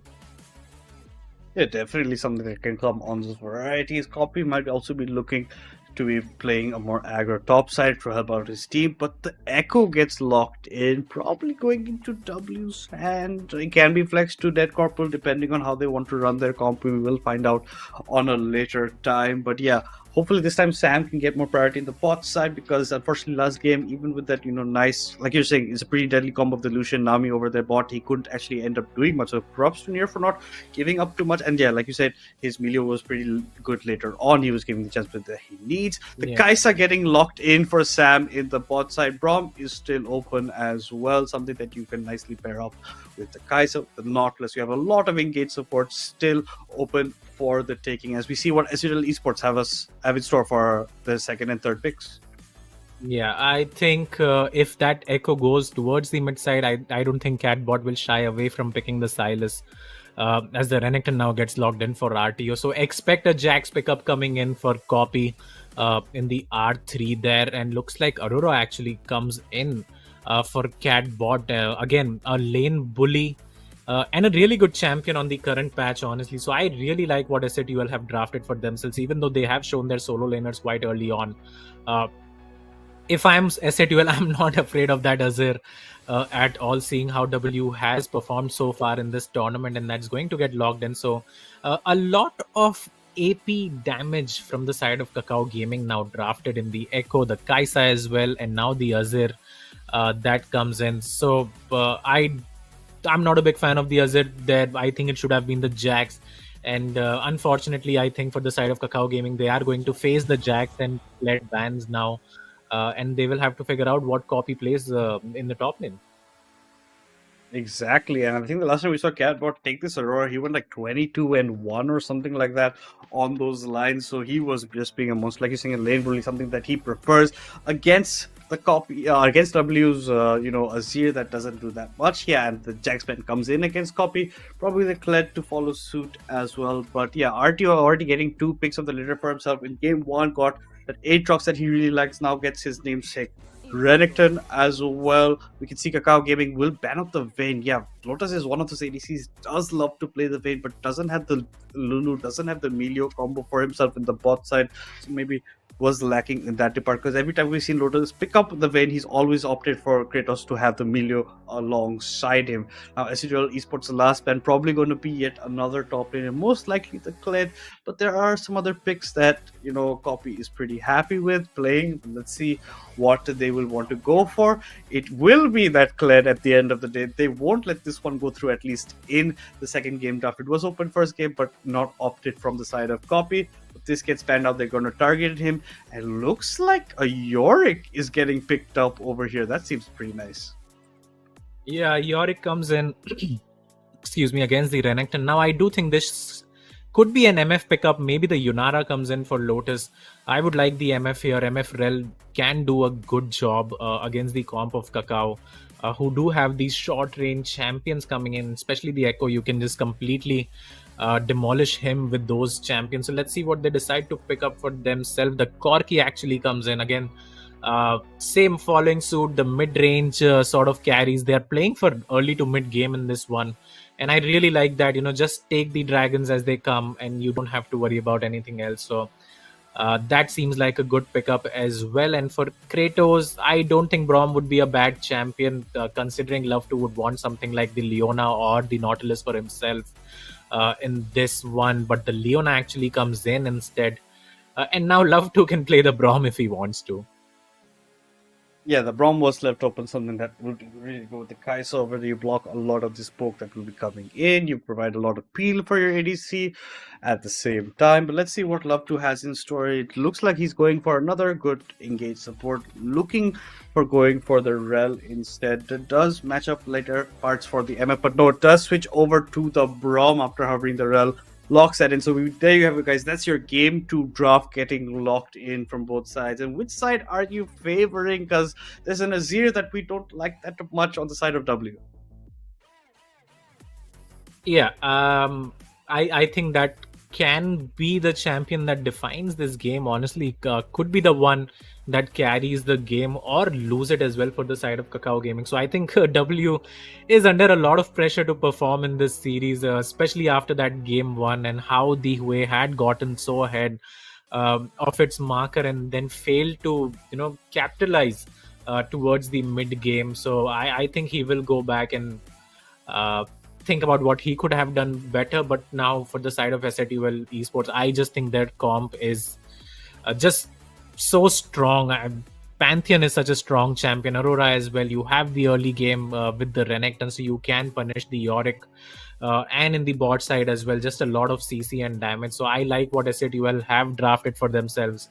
And if it does go to the late game, I do expect S8UL to have the soul or something along those lines to bridge them over the scaling that is coming out from the side of Kakao. Yeah, definitely. And I think, they're just going for that early game over here. Pretty much the play style of S8UL Esports. They really like to get in the thick of it really early on, try to get the exchange going on, get the kill pressure for themselves, just snowball to pretty much a 22-minute game. That's pretty much been their MO so far during this tournament. We have seen, the fastest times in games coming in from this team. And they are looking pretty strong in the entire Legends and only dropping that one game to sitting throughout the entire tournament, including the league stage as well, where they went completely undefeated and they were enjoying quite that sweet victory. But now we get to see Catbot yet again on Aurora. I think it's going to be a tough time for W earlier on, especially because Azir is so weak early parts of the game. You can pressure him so much. Infi will be going for those nice roams as well. Dead Corporal got the Echo. We haven't seen that much Echo for him recently. He has got a lot of picks other coming out, and I think this is one of the few times we're actually going to see Copy getting the Yorick for himself on the top side. Not one of the champions we usually associate with him compared to what he has displayed in this tournament. Yeah, 100%. And again, I am not a big fan of the Echo in the jungle, but because it is Dead Corporal, it could work. Anyone else, I think that would just be a very bad pickup coming in. And it's because the state of the champion is not that great anyway. And, Kakao Gaming could use one more tank instead of a carry in the jungle. So I think that could have been different, while on the other side, Infi picking a champion that can deal a lot of damage and can soak up a lot of damage as well because of his E that can deflect, a lot of these damage numbers. So I do prefer Pantheon over Echo. I don't think anyone would prefer the Echo anyway. But just going by drafts, I did prefer Kakao Gaming's draft in game 1, and that did not work out too well for them. So they will be hoping that they can tie up this series 1-1, because if they don't, I think S8UL just 3-0s them. Yeah, and I think if you get that early game lead or you get that nice advantage, you have to find a way of nicely maintaining it. Don't go for, kind of 50-50 fights during the Drake pit. There was a lot of times they got caught out over there, especially Dead Corporal dying the first time, tried to go for those roams. And then there was a lot of calls. The communication didn't seem on point. Like they were trying to go in, trying to go out at the same time. So a lot of people just get caught out. I think that's what has to be worked on from him. Maybe, like you said, try and get the series tied up in that 1-1. Otherwise, it's going to be honestly really difficult. Because if you give 2-0 to S8UL Esports, they will run away with that kind of a momentum on their side. And because it's fearless draft, you're going to be narrowing the pool even more. W's pool will be clinched as well. And I think yesterday we did see an okay performance from him on the Azir. Like his damage numbers might not have been that great, but good streamer shuffles coming in for him. That's one talking point for him. So maybe he's trying to improve the champion. Maybe he's trying to prove us wrong that he can maybe play this Azir that well. But like you said, it's pretty much a make and break champion for the side of Kakao Gaming. It's a lot on the shoulders of W, and if he doesn't live up to it like he did with that Hue in game 1, this could spell disaster for them in game 2.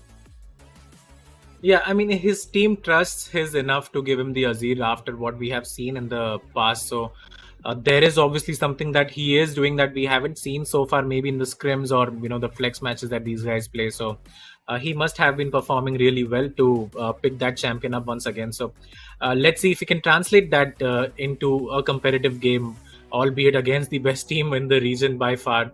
It is going to be quite a challenge, and especially against Catbot's Aurora, as you said earlier, 22-1 or something like that. Absurd scoreline from him the last time he played that champion, and we would expect him to do the same thing right now as well. Honestly, Aurora, again, a very strong champion currently, can deal so much damage.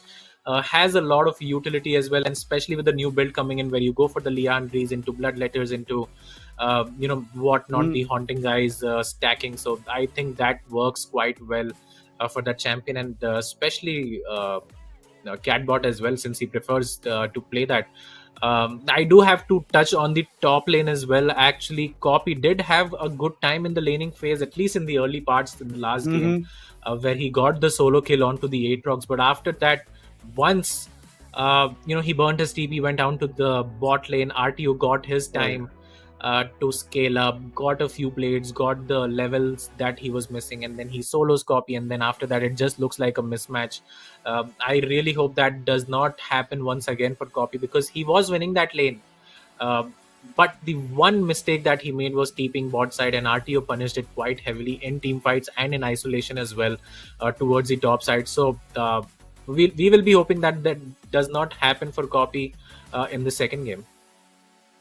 Exactly, like you're saying, he had that advantage and got that solo bolo against other top laner on the top side. But yeah, after that, RTO comes back, gets those plates, gets that cleaver goal that he really needed to actually match up against the Cassante, gets the flash forward by Copy, matched by his own flash Q3, gets that kill, and that's where it just started going all wrong for Copy. Because like you said, his laning phase was looking really, really strong for himself. This time, maybe he has to maybe rely on his team more for other sides of the map and maybe just continue the pressure over the top side.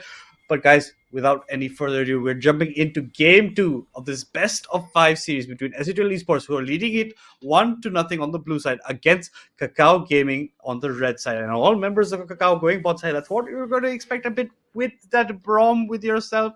So I think you have to be a bit more careful. As we see S8UL Esports just putting the standard protect your own side of the river. The bot side is still left open. The Tribrush has no ward, has no vision, has no one walking up. And you see Kratos has gone, put down a ward, gonna pick up his own Oracle Lens as well to clean up any vision maybe left during the Wraith Pit from the side of Kakao Gaming later on. But now all members going topside, maybe try to punish if anyone from SC2L have made their way over, but they're not going to find anyone they actually want. You can see Infi and Catbot just waiting in this bush. The ward will spot them out, but it will get cleaned up with 3 auto attacks over there. Nothing special. Love to with his sweeper will catch no wards in his own jungle. And at the end of the day, you're not going to have that much good of a time spotting where the junglers are going to be. Yeah, S8UL will get some information. They are going to place a very late ward here. Maybe if he wants to invade, it looks like, since it is 1 minute and 26 seconds. So yeah, the invade is going to come in. Uh, the Renekton is there as well. They're going to ward and find out where the Echo is starting. And look at this W already taking more than half of his HP bar in damages, and the Echo is pushed away as well from the buff. Infi hits level 2, the Q comes in from the Aurora, and Dead Corporal, running for his life now, has already fallen so far behind in this jungle. I think Infi is just going to take the whole top side of the map for himself, and that puts Dead Corporal in a very bad position already. Yeah, definitely very well positioned. That lane event does a lot. But looks like level 2 might get hit by acid early on. The heal gets burned from Love 2 from that lance from Kratos going over there with the stun as well. You can see Sam has the cleanse, but level 2 getting hit by the bot side. They're going to keep up this added pressure. It looks like Sam and Love 2 are guys this time on the backside because, yes, Lotus will be doing a lot of damage early on for himself with that Corky, with that aggression. But you can see the Renekton has just been kept at bay at his own turret. Copy is zoning him out quite a bit, double his CS already. Sam seems to have disconnected for the game. No, he has come back as well. Nothing of those errors, but you see the mid side, W's already been first to burn 2 of his potions. That's the aggression that you're going to be seeing coming up from Catbot, and that's the problem with the Zero. You're so weak earlier on. If you can't navigate that laning phase, you're not going to be of utilization to your team later on. Yeah, 100%. And I would have liked to see the fleet footwork for him in this matchup. But considering the damage that he took at level 1 right there, I think it was a disaster. And now RTO, trading very well actually towards the Yorick, does have the kill pressure should he decide to do that in the next wave or so. The pot is going to get burned from the side of Copy. And now Dead Corporal actually is invading the enemy red buff right now. He has to be a bit careful since the bot lane does not have a lot of pressure, and he's gonna jump towards the golem. Let's see if he gets spotted right there. If he does, I think he might be in some sort of trouble. And towards the mid lane, I think Infi can look to flash WQ the Azir, and he will be able to secure the kill. So let's see if he decides to do that. Decides against it for now. but that can always be an option. And still, the Echo is invading the Raptors now. I think he's gonna have to give those up. Uh, Never mind. I think he's just gonna be greedy and take that as well. So all in all, did not lose out too much. Just a few seconds of tempo is the net loss for the Echo. So I think he'll be quite happy with that. Yeah, and you can see Azir already got the reset TPs back, so does Catbot as well. Azir was low on HP plus mana, has come back with that magic resist plus the refillable potion for himself. Copy low on himself on mana on the top side. That's where RTO will be putting in pressure. Dead Corporal, so the Fog will go on the back side. W tries to come forward with the EQ combo, doesn't land on Catbot. The electrocution proc comes out instead, ends up eating a ton of damage for his troubles. But all in all, still a deathless game so far. RTO is going in for the combo, the slice forward, the dice backwards, the flash in from Infi onto W, matched by the flash away from the Azir. The damage can still come out. The flash forward by Catbot ends up picking up the kill with the last spell over there. The damage output comes in nicely timed. You had to burn 2 flashes, but you're getting the first blood for S8UL Esports, most importantly in the hands of Catbot, who's going to try and snowball that kind of lead he's going to get as well. Yeah, I'm just wondering if W did not have his W and E available, could have gotten a shield, could have even dashed away there. Decides not to use that, so I'm not sure what exactly happened there. But burning his flash, and we were talking about it, how Infi can just flash W, the Azir stun him and then secure the kill, and that's exactly what happened. And now Infi taking the Grom towards the bot side, but his bot lane is a bit low, so I don't think there's a dive to be had. Right there, the Q connects from the Brom, and again, so much damage. And that's, I think what W just did is exactly what he had done previously as well. Dashing into the Aurora, but failing to get anything as Infi is here now. Love to does not have the heal available. That's coming in a few seconds. Has to flash away, but Lotus is going to connect his last auto attack onto Love to and secure that kill for himself. Meanwhile, in the top lane now, RTO is getting a bit bullied because the Maiden has come in for copy and he has a lot of priority towards that top side of the map. Yeah, and it looks like Dead Corporal and Sam want to come in. The flash forward by Dead Corporal, but matched by Kratos. He tries to get out. Sam is autoing him to death right now. Lotus doesn't have the mana to fight this back. Dead Corporal wants to go deep. He's going to need 2 turret shots for his trouble, but he does get a huge chunk on to the side of the Corki. Copies come back with his maiden in the top side, gets a nice grasp of the Undying onto RT. RT is going to get chained up, has to actually proc his ultimate to survive, because I think a Q and auto would have been enough for Copy to actually end up picking up the kill. So RTO's ultimate gets burned out. Copy can look for future dive, but RTO gets a huge heal while going back in with that empowered Q as well. So he's going to have a fun time for that. But yeah, bot side, not quite sure what was taking place in their minds. They had to be a bit careful of that. That Corporal tried to go a bit greedy, tried to go pretty deep, still ends up getting 1 kill, looked to try and maybe pick up the Corki, couldn't actually end up going for that. But Catbot's in such a beautiful state right now. W is already low on mana again. He doesn't have a TP to come in. He has the Shimmer Shuffle, he has the Brom to help him. The flash forward by RTO with the slice and dice. Is it enough? But here comes Infi with the heavens, comes in with the ultimate. I think Infi's going to be locking up this kill. Copy's already picked up his 1-for-1 over there. But the feats of warfare with that 3rd kill for the side of S8UL claimed by them, and now they are 1 step closer to those feats of strength. Yeah, I think RTO just jumped a bit too early, maybe a few seconds early right there. Could have definitely survived that since Infi was using his ultimate towards the top side. So a slight misplay, but again, they trade lives, so I don't think he'll be too mad about it.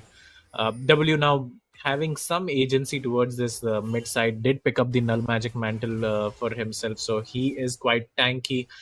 But once the haunting guys comes in, and there you go, it does for Catbot. I think this matchup will take another U-turn. And as you said, the feats of warfare picked up for S8UL. Still no Drakes taken for either side. It looks like that Corporal is doing that right now, and the grubs will be traded from the side of S8UL. So just both the junglers trading objectives at this point. Yeah, quite an even game so far, honestly. You look at the goal lead as well, only 100 goal difference. But yeah, I think the dragon stacking is much more important for the side of Kakao. And that's exactly what they will do. And now it looks like Dead Corporal even going into the jungle, trying to take the red buff. The ping's coming in. Catbot's going to be trying to catch him out over here. You can see Kratos coming in from that side. They really want to catch onto the Echo, but he has the E to just get over the wall. Here comes Lotus with the Valkyrie forward. Dead Corporal uses the E to try and get away, but the ultimate comes in from Aurora, locks him in place. The boy goes back in time, but it's not to the place that he wants to be. The time was right, the place was not. All a matter of location there. He comes back in to just meet his death that Lotus ends up picking up for himself. So that's Dead Corporal getting a bit greedy, getting punished for it. Love to. You have to be a bit careful over here between Kratos and Lotus. Thankfully, Lotus doesn't have much mana. W yet again seems to be got a nice EQ combo coming in that he actually jumps away, but Kratos gets stunned up. Here comes the solar eclipse. Here comes Kratos trying to do his best, but Kratos ends up going down. Sam actually ends up kill topside. RTO and Copy very close trades coming in. Copy has to be a bit careful. Doesn't have the flash. RTO can slice and dice if he gets his timing right over here. That's why you can see the Pantheon's move made his way all the way to the top side. I think Copy has to back quite a bit. He's even put a ward. He's gonna find out that The flash Q is could over come in there. from Infi. The flash Q could come in. It Ah, does there you come go. in. He does claim the kill onto the Yorick. And that's going to be the second kill for the jungler of S8UL Esports. Yeah, 2-0 and 2 now, almost 80% kill participation for Infi right there.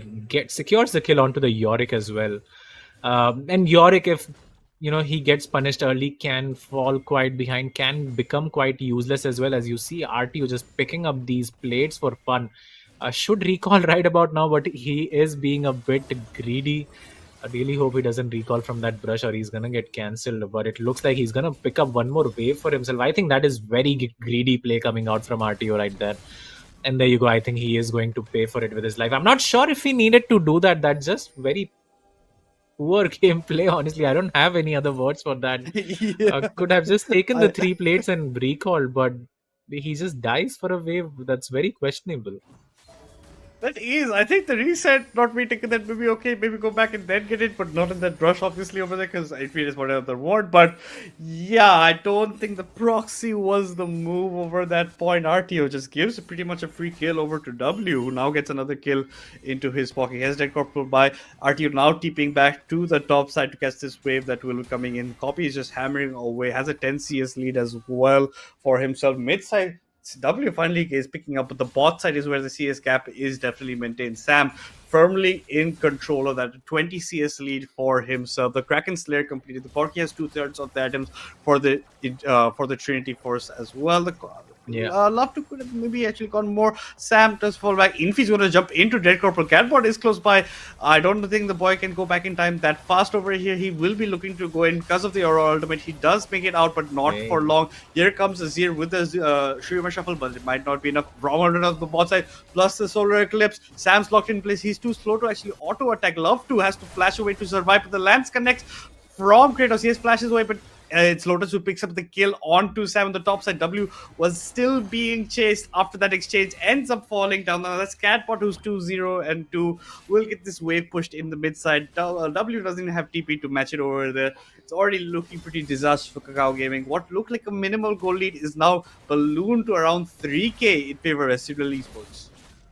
Yeah, I think it's a disaster for the whole side of Kakao. Solo kill in the top lane. The mid jungle duo ended up dying there as well. And in the bot lane, you were saying how the Kaisa was having a good time. But now the Corki is 3-0. And he was able to secure the kill as well. So yeah, he is 20 CS behind, but I don't think it matters when you're 3 kills ahead of the enemy AD carry. And just like that, in the span of 2 minutes, this game has completely turned in favor of S8UL. W again is in, but he has to be a bit careful because the Pantheon can be around. We see Kratos already roaming and clearing out vision right now. But again, S8UL looks like they have this game in their control right now. Absolutely have the game in the control. They're pretty much just waiting for the trick, and Upgrade is clearing a lot of the vision that Kakao had over that side. They're trying to maybe force a fight top side, maybe realizing that they can't win a 5v5. Essentially, they want to go on a dive onto this crocodile over here. RDO getting pressure underneath his turret, does have his ultimate not yet available to him, so he actually can't block that, but the dive is unsuccessful. They aren't actually focusing him. This is such a bad play coming from Kakao Gaming. The third aggro was not jiggled at all properly between them, juggled properly between them. Love to get the stun, but there is no follow up. The Drake's gonna get taken down over there, so that's at least what SUL will be going for. And they side of Kakao, they're trying to get this tier 1. Airtel is trying to go back in. Here comes the Shuribar Shuffle, knocks him into place against the wall from the Yorick. Love to at least doesn't go down to the turret shot. So they do end up picking up the turret for themselves, but the first turret still ends up going to the side of S8UL Esports. I mean, really questionable play coming out from the side of Kakao Gaming. First to dive there, and then they botch it, and then RTO decides to go in regardless, and then he ends up dying. So somehow he makes it work.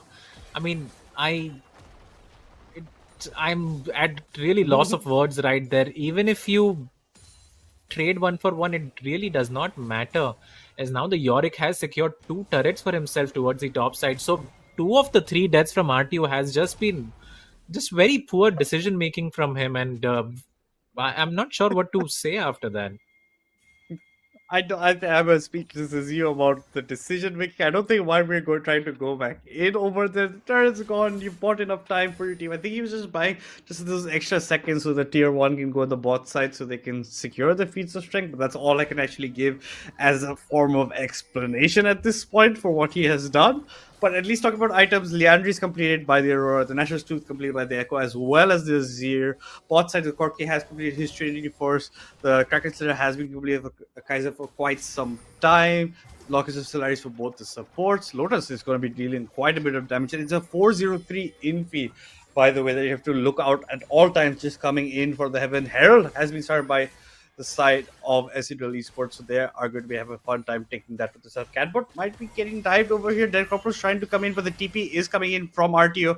Derek Corporal has to bounce away from this, has to form his retreat, but they do with the TP burn. W's come in as well. I think this might be a bit of a problem. You don't have the damage maybe to pick it up onto the Crocodile. He survived for quite some time, but they do end up picking up the kill. Catbot's left alone. They're chasing him down to the ends of the earth. They look to be trying to pick up the kill, but I don't think you can chase that far. Yes, the dirt shot would have got Poppy's life, so yes, but that's all 5 members of Kakao Gaming over here. They haven't even taken a turn. All they got was a kill. Maybe this tier 1, but their tier 2 has fallen the top side. Their tier 3 is short to follow as well, because there's nobody coming to answer this at the end of the day. So this is looking pretty fine and dandy for the side of S8UL Esports. Good macro coming out, bad macro coming in from Kakao. I don't understand why those TPs coming bot side. You don't have to force the fight over there, the bot turret. Try to get some kills. It is a bit of a problematic situation. I don't think that is expected from them, but now they're even hammering away at this tier 2 in the mid side. I don't think the side of W and Love 2 can do much. This turret is just soon to fall, but no, it does end up surviving. They try to come in for a kill. W with the flash, with the Shuribar Shuffle, gets Lotus, gets Catbot. Lotus just Valkyrie's right over. Catbot ends up going down. Infi's coming for the Heavens, gets caged up by the Yorick. He's going to come in for the fight. Dead Corporal, W charge, it will land, doesn't get any stuns. Infi's trying to run away, so is Kratos. Lotus doesn't have much HP, nor does he have mana, but Copy is left alone, taking quite a bit of damage. Infi's going to get him stunned up in place, but you can see Dead Corporal gets the kill onto Lotus on the side. You even get the kill onto Infi. Huge shutdown going with the Kaiser, but you do end up Copy going down. Kratos will be not long for this world. Arceus come in for the fight. Dominance gets procced by him, but I think you're in a bit of no man's land. One more auto, you get stunned up. That's what they're looking for. The Kaiser with the E4 gets that proc onto him, but it's a lot of healing for RTO. The Crocodile will not survive this. Technically, overall, it is a very extended ace. Catbot has just pretty much respawned, and all you actually ended up losing was Copy in that exchange.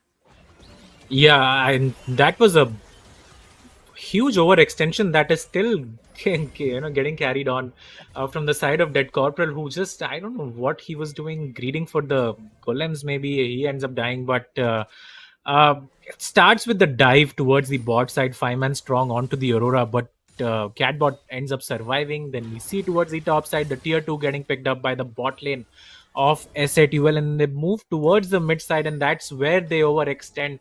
And now Kakao Gaming have picked up quite a lot of shutdowns, and they are still in this game. You see the goal difference, it's not that much. It's only a 2000 gold lead for the side of S8UL. And honestly, Kakao Gaming will be fine with this sort of deficit because they do have more scaling champions in the form of Kaisa, the Yorick, even the Azir in their squad right now. So I think that was a big mistake coming out from S8UL, just overextending towards the mid side, and they do pay for it quite heavily. This is a trap setup here on to copy, maybe from RTO, but it looks like RTO is the one getting trapped instead. Catbots come in for the help over this side. Brom's going to come in, but is that enough to I don't. save this Yorick? Yorick is going to end up actually living at the end of the day. Catbot's trying to go for the chase. Here comes the Brom ultimate just in case, The I guess, Pantheon to ult is going prevent to any come of that soon, I side. guess.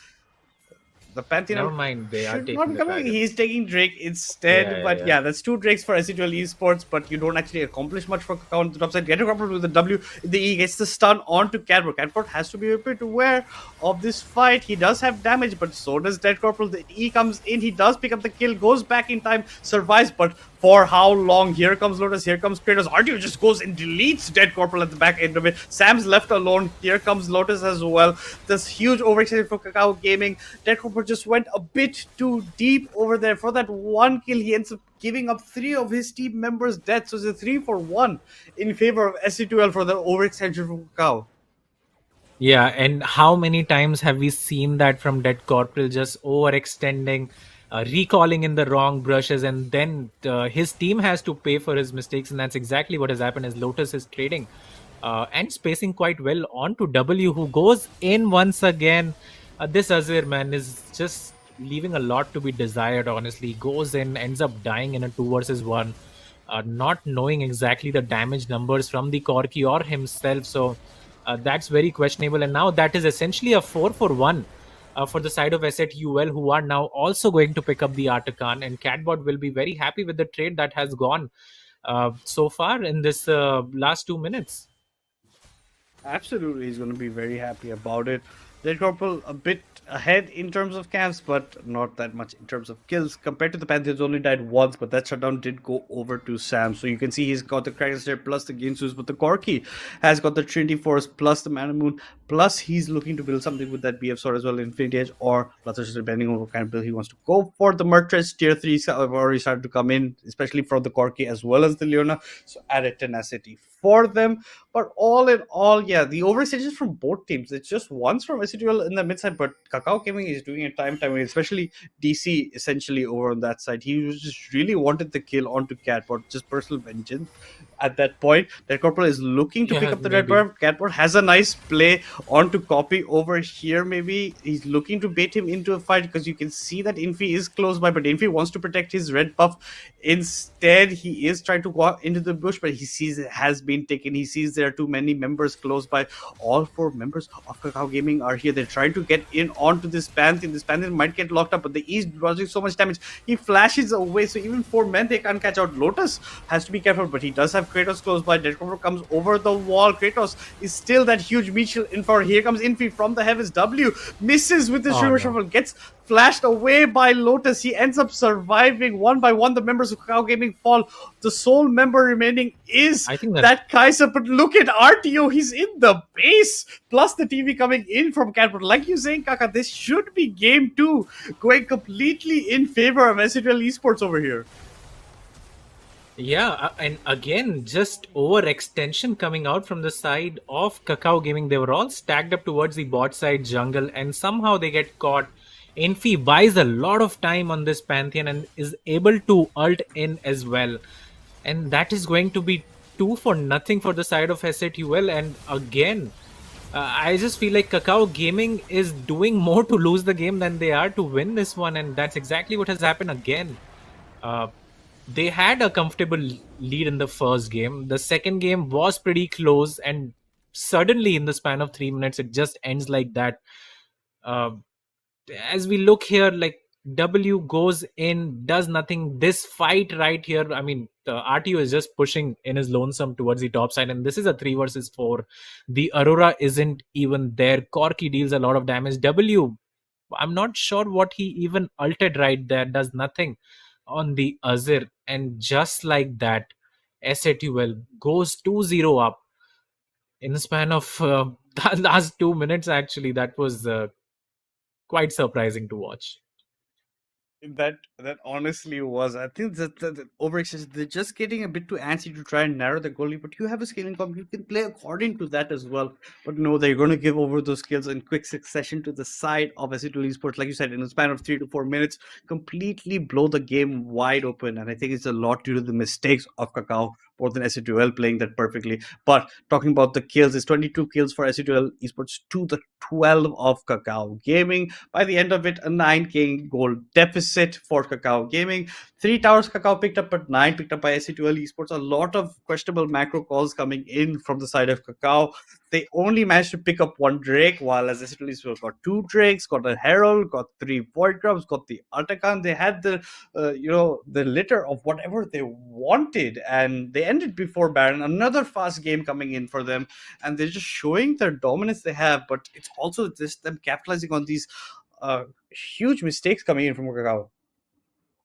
Yeah, I mean that scorecard just so one-sided. 9 turrets to 3, a lot of zeros on the side of Kakao with 1 dragon picked up. But that's not even the story of the game. It's just how many dives that Kakao Gaming botched towards the top side as well. And then the bot side, they just seem to overcommit so much behind these kills. And then they end up losing the objectives on the opposite side. So that is something they should really look at. That they don't need to play for kills as long as they can secure the objective. And now, again, in feed 2 in a row for him, 6-1 and 8 on this Pantheon. And the damage numbers might not be that high, or things like that, but he was everywhere where he needed to be, right? Even in the last fight, tanks up so much damage and then comes in with his R. Just playing so well in the series so far. This has been sort of a jungle gap in both the games right now. Shout out to Lotus as well. I think he had a fantastic game on Corki. We were expecting big, especially after the series against Syndicate, and he is showing up pretty well, especially on the Corki. So it looks like S8UL has come out to play, and when they do, it usually is pretty one-sided. Exactly, and it is looking like that one-sided marker over here. But I don't expect these kind of mistakes coming out from Kakao, especially over here. The macro calls coming in, it's so questionable, that top side over there, especially in the bot just before these couple of fights, right? They get 1 kill and a tier 1, but they lose the tier 2 top side, they lose the tier 3 as well. It opens up the entire top avenue through which basically RTO pushes towards the end, ends the game pretty much over there. Even that fight, which is a 4 versus 3, because RTO is not even there. So they still end up winning that fight. Aurora TPs into the base, they go for the end, and yeah, just in the span of a couple of minutes, just due to huge macro misplays coming out during the mid game, as Kakao Gaming will be giving up that second game to the side of S8UL Esports. But guys, don't go anywhere. We have more action coming. We will see the game 3, but before that, a very short break.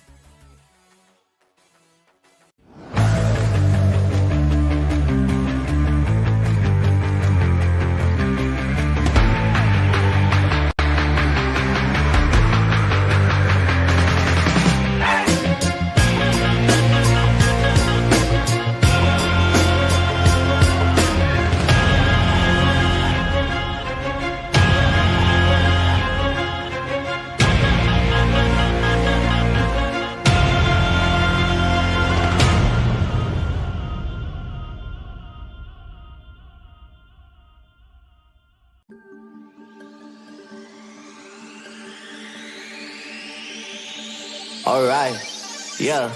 1, 2, 3, mic check, what's up? 2, 3 on my back is tug. Light years ahead, just call me Buzz. Hitting a shot in sync with the buzz. I feel like Joel Embiid, the process, yeah, I trust. Accolades got them swallowing the words, cause I know that they doubted us. Touch her, touch, can't touch this. I know they throwing that dirt on my name. When I check on my tag, it be spotless. Look in the mirror and snap my fingers and point like you know you got this. Winning man, winning man, winning man, winning man, winning man. Who gon' stop this? No one. Give it all I got. I'm going to the top. I'm going in. Right on the way to the top. Right on the way to the top. Right on the way to the top. Right on the way to the top. I'm going in. I'm going to win. Flip the, they letting I stick it. I came from the bottom to the top, but I'm not finished. I just needed me a minute. Standing at attention, lieutenant.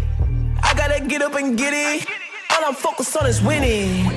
You're not gonna cheat code. We win until the clock gon' hit zero. I'm fighting my way back like I was Nemo. Do it, I am a dynamic duo. Win, win, win, and win. That's right, my nickname is winning. Gotta walk in the building, gotta inspire the children. When they see my ambition, I'm not a regular civilian. Give me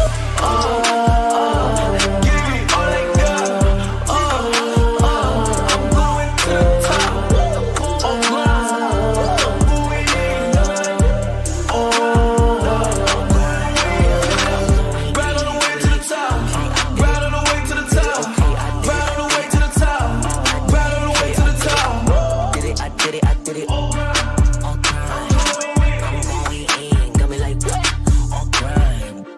Gotta go up to the top, won't stop. I'm gonna be the man, yeah, I gotta cut a knot. Haters really on me, tryna take my spot. But we go up, yeah, we never gon' drop.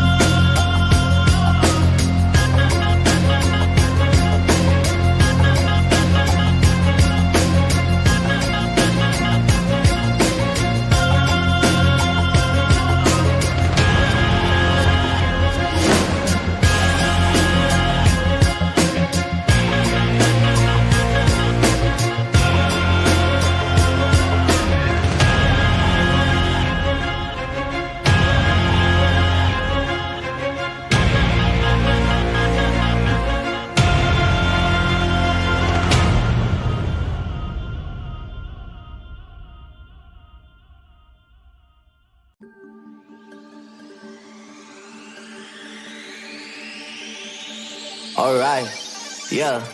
1, 2, 3, mic check, what's up? 2, 3 on my back, it's up. Light years ahead, just call me Buzz. Hitting a shot and sink with the buzz.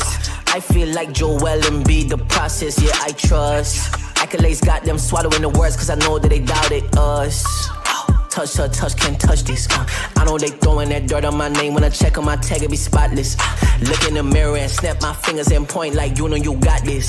Winning man, winning man, winning man, winning man, winning man. Who gon' stop this? No one. Give it all I got. I'm going to the top.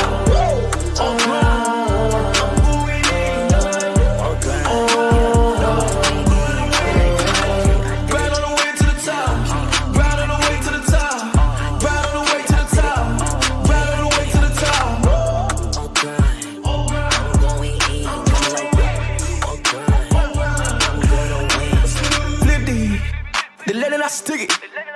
I came from the bottom to the top, but I'm not finished. I just needed me a minute. Standing at attention, lieutenant. I gotta get up and get it. All I'm focused on is winning.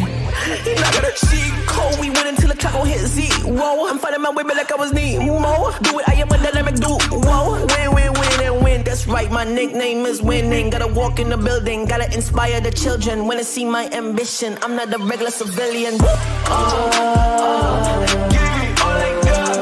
I'm going to the top.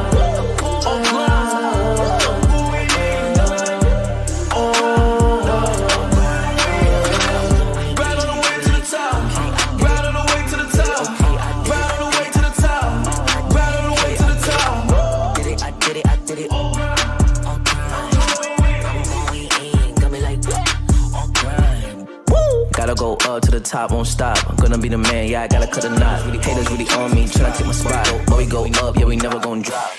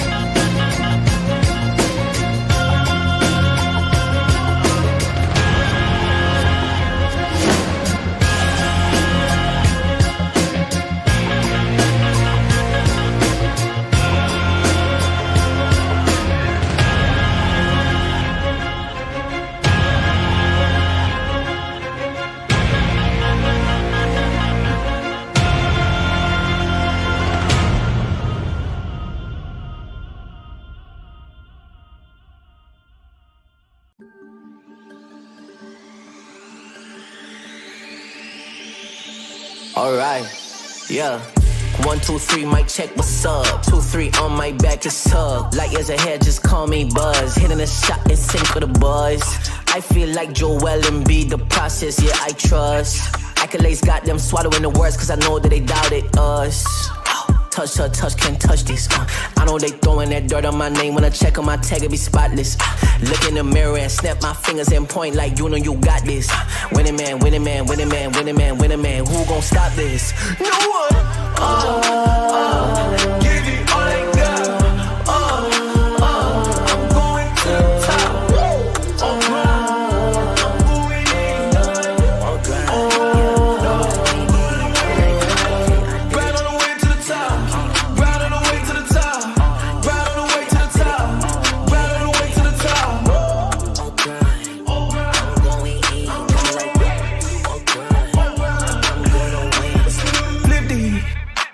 Stick it. I came from the bottom to the top, but I'm not finished. I just needed me a minute. Stand at attention, lieutenant. I gotta get up and get it. All I'm focused on is winning. He not gonna cheat code. We win until the clock gon' hit Z. Whoa, I'm fighting my way back like I was Nemo. Do it, I am a dynamic dude. Whoa, win, win, win, and win. That's right, my nickname is winning. Gotta walk in the building, gotta inspire the children. Wanna see my ambition. I'm not a regular civilian.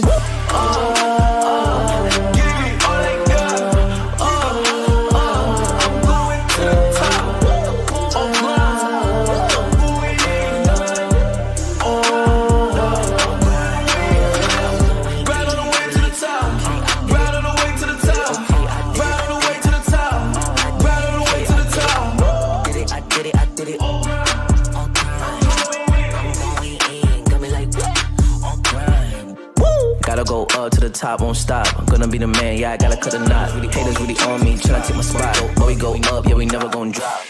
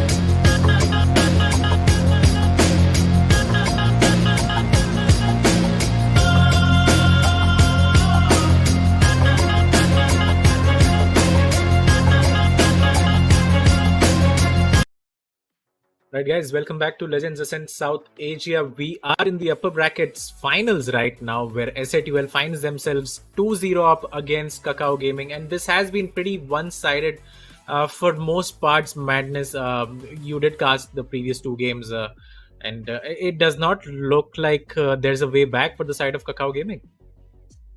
Yeah, if they make the mistakes that they made in game two, honestly, even I can't side with them. I always like that good underdog story, people fighting it back over here, but this is not the Kakao we are used to making. Like, these kind of errors, macro-wise, is not usually what we get to see from them. DC was overextending quite a bit, and that's not something very common from him. He's usually the solid ground in the team.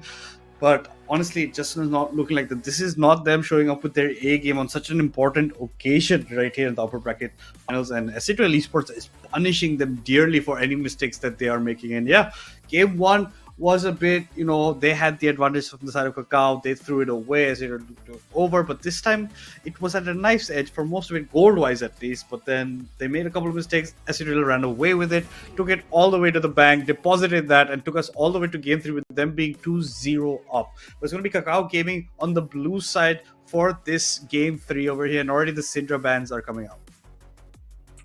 Yeah, 100%. I think second game did seem pretty one-sided, honestly. For most parts, Infi and Lotus just dominating on their champions respectively. And now, after the ban phase, we go. Looks like the same man's coming in from the side of Kakao Gaming so far, the Syndra. The Nocturne from S8UL, the Mordekaiser now is going to get banned in this one. So pinching out RTO's champion pool, who has already played the Aatrox uh, and the Renekton. So two of his most played champions are already out, along with the third most played champion, that is the Mordekaiser. Yeah, Mordecai sir is going out, like you said, very nicely, pitching his pool instead of Infi's, because Infi has like an infinite pool.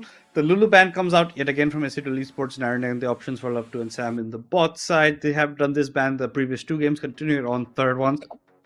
Same for the Nocturne as well. But Oriana is open. W can play that, even if not with the Yeah. Nocturne, something else combos in as well. But there's Azir left a lot to be desired. Technically, I think we saw one okay Shurima Shuffle coming through, which had to flash forward for to get. But other than that, nothing big coming out from Cat Border dominance, and another top lane ban in the form of that set against RTO. Remind you guys, Kled is open for the taking unless S8UL Esports do ban that out, over your copy does well and have that, and against the reduced pool of RTO, that could be one of the breaking points for S8UL Esports. Yeah, but I do think they want to first pick the Jarvan. Maybe Copy takes that to the jungle in this one, and maybe the Gwen comes out for Dead Corporal if they want to swap roles, right? Because they are a team who can do that quite a lot. So, and they had been banning the Jarvan, and now that they are on the blue side, I think it would be a good first pick for them. Again, TC can play it, Copy can play it, and they can fluctuate around, and that's exactly what's going to happen. The Jarvan does come in for the side of Kakao Gaming. I would really like to see Infi play the Lee Sin against it, honestly. I don't think that's going to happen. It's very unlikely. But I wouldn't mind a Lee Sin game or a Nidalee game from the man himself, who has gotten back-to-back MVPs. So why not take a little bit of a risk, play one more carry champion, and make it 3-0. But it looks like the Viego will be the flavor of the choice for the side of Infi. Yeah, it looks like he's going for the triple crown, because with those resets, you are going to be very impactful in these team fights. Every single time S8UL Esports is hovering this Katarina as their first pick, and they're always moving it away. We really want to see Catbot play. He's not played throughout this tournament as well, and Oriana is actually going to get snatched away over here. So that's a denial. very less Yeah, champions. That's a denial. Yeah, that's what I'm saying. Very less things for W to actually play with right now. Very less things that will be up in his books. He does maybe have a Yone Max maybe over this side, but then you need an AP. The Silas could come Mords out. So you have to have a rub. The Silas could come in, but how well is he going to pilot the champion? And he's not been having the best of series as well. So hopefully we get to see him, pick it up. Dead Corporal was also denied quite a bit in the jungle last time, right? Because of the deep invade from Infi side over there, caused the Echo to always be on the back foot. And Jax hasn't been banned. Jax is looking to get picked up by Copy, and Jax does get picked up by Copy. And it looks like W has pivoted all the way to that Annie for the mid lane. yeah, and I like the Annie pickup for him, but I do prefer the Oriana side of the matchup in this one, since you can outrange the Annie and bully him, especially if you do decide to go for the Arcane Comet. That personally I prefer taking, but I don't think Cat Bot will be running that. Maybe he chooses the phase rush for himself. And I like the Jax blind coming in for Kakao Gaming and Copy. I think this is a champion that should be banned against him most of the time, and whenever it's not, I do prefer it if it is picked up instead of being left to get banned in the second banning phase. But the bot lanes have not come in for either side right now. We have seen the Lulu getting banned. I would expect the Nautilus or something like that to get banned from the side of Kakao. And S8UL now banning the Ashe. I think Jhin ban would make a lot of sense for them, or maybe the Ezreal ban if they don't want to play against that. The Caitlyn can also be played by Sam, so there are still a few options, especially when it comes to the AD carry role. But the support role has been pinched quite a lot. No Grom, no Leona. So I would really like if the Nautilus is picked / banned from either of these sides. If S8UL wants to ban out the Rel and pick up the Nautilus, I think that would make a lot of sense. Yeah, exactly, because you have so much going on for you. You can actually play a lot around it. Yeah, the Rel MF combo is still available to them. Maybe something they want to lock down, depends on what S8UL Esports will be picking first, right? Next in the picking phase over there. The Caitlyn ban comes in, so Sam's getting denied that as well. A lot of ADC bans coming in the second part. That's pretty much expected over here. But yeah, maybe one support ban, whether the Nautilus or the Rel, just depending on which one you want to pick and which one you want to deny, is a good option over here. It looks like the severe ban will follow as well. So just ADCs getting pinched left, right, and center. Will we see Lotus pull out another Yunara over here? Maybe I think not it could so, be because okay. it is He the has logged in, Yunara. It is yeah. the Yunara. It is the Yunara, Yeah. because we can't see it because of the glitch in the UI. It is the Yunara coming in for him. And for the side of Sam and Love to the Rel and Leona's I not mean, looking bad, but you have a lot of things like. I would really like it if they pick the Jin Karma here, but the Jinx could come in as well. Oh, it does come in. It does come in, but it might be a Karma to follow suit with it in the bot side. So it's a Jinx Karma instead of the Jin Karma there over for the bot. Let's see what the Yunara is going to get paired up with for the side of S8UL Esports. Yeah, could be the Nautilus, could be the Seraphine as well. That actually the only person that plays it is Kratos. So maybe that could be the pickup. I don't think they need a lot of engage sort of a champion. The Nautilus again though still is up, so we'll have to see if that comes in. And it looks like, yeah, that is going to be the pickup for the side of Kratos. So draft wise, I think S8UL again have done a really good job denying, first of all, the Orianna from the hands of W, and then Infi again playing one of his comfortable champions. I think that's a lot of champions that he's comfortable on. But Viego as well, we have seen he can really do a number on that champion. So I don't think S8UL will be too disappointed with what they have drafted. While on the other side, Kakao actually have gotten a lot of champions that they like playing as well. The Jax for Copy in the top side of the map, Dead Corporal playing Jarvan, the Annie for W, Jinx for Sam, who loves playing that champion, and Karma for Love too. So the draft wise, it does seem quite even, and we'll have to see what happens in the game, because if the past is of any significance, I think this should be another game for the side of S8UL, since they have looked really solid so far in this best of 5. Yeah, they have been looking pretty solid. Champ pools have been out. I don't know. You see W on the Annie. Let's see if the Tibbers lands a bit more easy than the Azir, definitely in terms of mechanics on how you want to play the champion.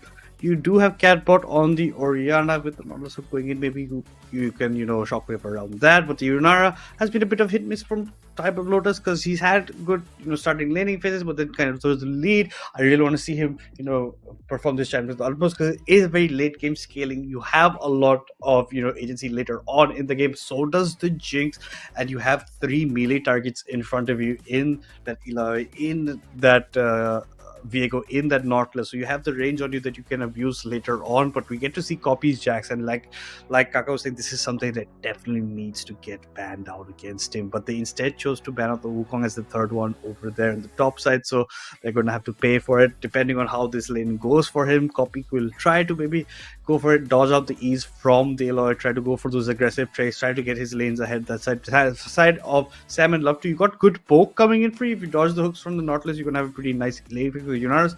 Okay-ish lane ones on. If you don't let her get the stacks in the queue so that she can activate it, you're going to have a fine laning phase that you can look to be putting on the damage against him. But it's all about that, and especially that you have a Jarvan. Those early game ganks are going to be crucial for the side of Kakao Gaming.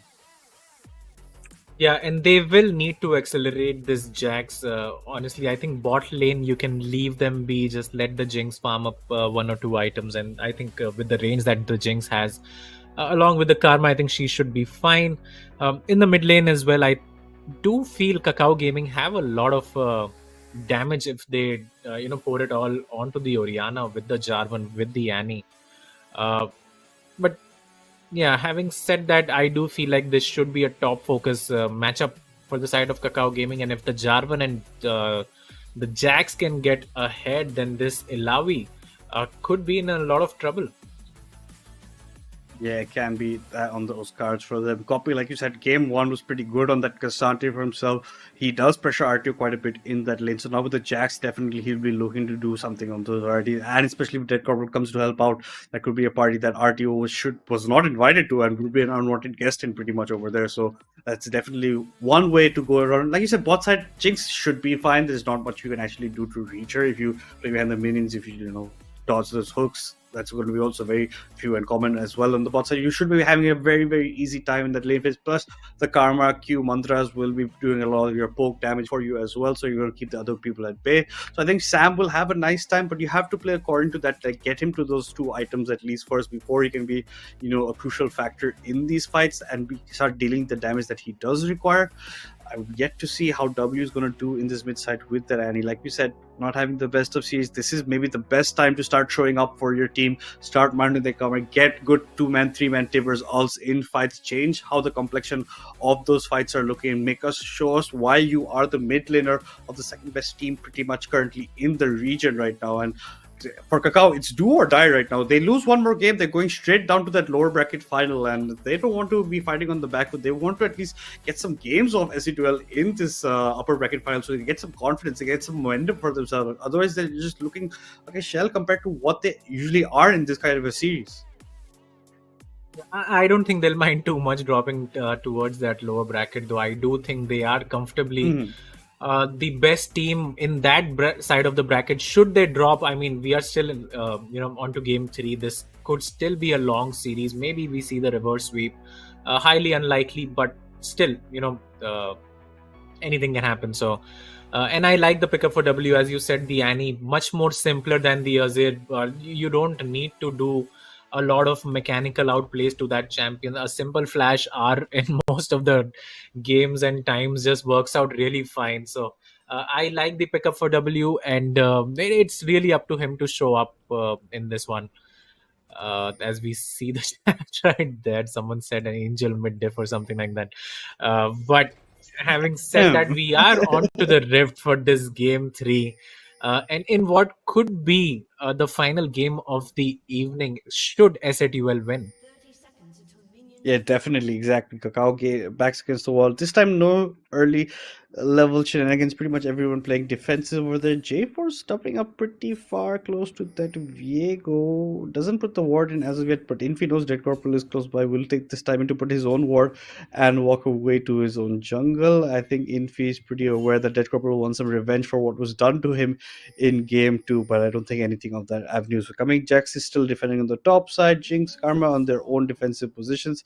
Nothing fancy, nothing too much coming out. Just talking about runes. Copy's gone for the lethal tempo over the Grasp of the Undying in the top side. RTO going with his basic Grasp of the Undying. And he does have the electrocute, but the phasers from Catbot with that movement speed could spell a lot of disaster.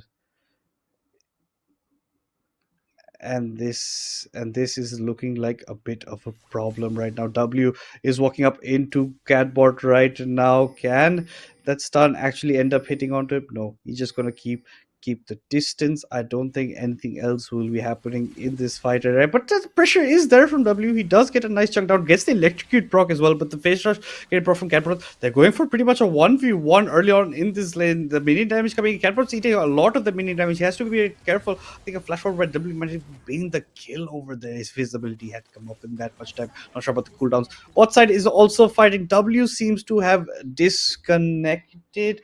I'm not quite sure about this. It seems to be a bit of a DC problem for W right now. It looked like a very feisty start to that laning phase has dulled down into this timeout right now. Yeah, I mean, what a heavy trade coming in at level 1. The electrocute Annie does quite a lot of damage, but after that the phase rush comes in, and the auto attacks from Orianna with her passive obviously deal a lot more damage than Annie's auto attacks. So that seemed like an even trade. I'm pretty sure both of these guys will be burning almost both of their pots as well to survive in this laning phase. And I would favor the Orianna.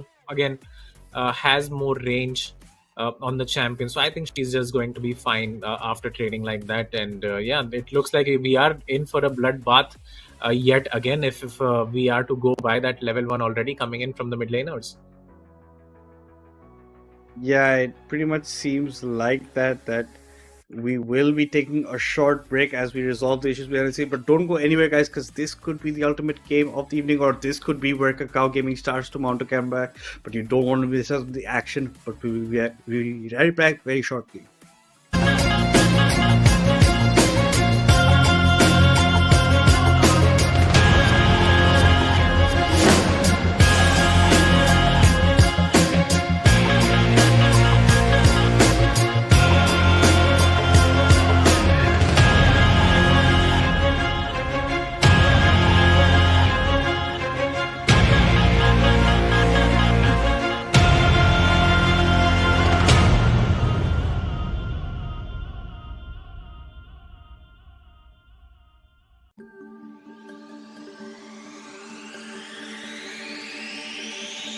Alright, yeah. 1, 2, 3, mic check, what's up? 2, 3 on my back, it's up. Light years ahead, just call me Buzz. Hitting a shot in sync with the boys. I feel like Joel and B, the process, yeah, I trust. Accolades got them swallowing the words, cause I know that they doubted us. Touch her, touch, can't touch this. I know they throwing that dirt on my name. When I check on my tag, it be spotless. Look in the mirror and snap my fingers and point like you know you got this. Winning man, winning man, winning man, winning man, winning man. Who gon' stop this? No one. Give it all they got. I'm going to the top. I'm going in. Right on the way to the top. Right on the way to the top. Right on the way to the top. Right on the way to the top. I'm going in. I'm gonna win. Flip the they let it, I stick it. I came from the bottom to the top, but I'm not finished. I just needed me a minute. Standing attention, lieutenant. I gotta get up and get it. All I'm focused on is winning. And I got a cheat code. We win until the clock gon' hit Z. Whoa, I'm fighting my way back like I was Nemo. Do it, I am a dynamic dude. Whoa, win, win, win, and win. That's right, my nickname is winning. Gotta walk in the building, gotta inspire the children. When they see my ambition, I'm not a regular civilian. Give me all I got. I'm going to the top.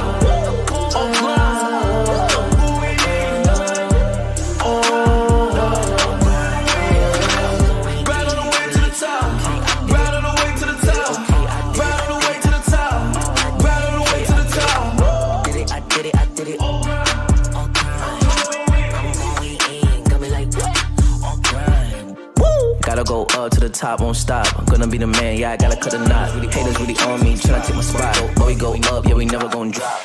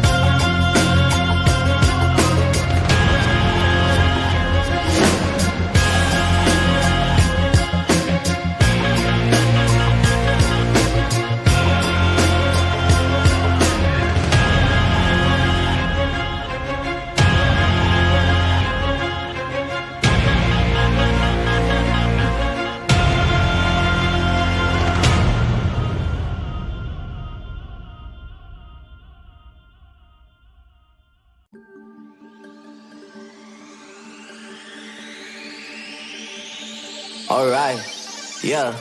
1, 2, 3, mic check, what's up? 2, 3 on my back, it's up. Light years ahead, just call me Buzz. Hitting a shot in sync with the boys. I feel like Joel and B, the process, yeah, I trust. Accolades got them swallowing the words, cause I know that they doubted us. Touch her, touch, can't touch this. I know they throwing that dirt on my name. When I check on my tag, it be spotless. Look in the mirror and snap my fingers and point like you know you got this. Winning man, winning man, winning man, winning man, winning man. Who gon' stop this? No one. Give it all I got. I'm going to the top. I'm going in.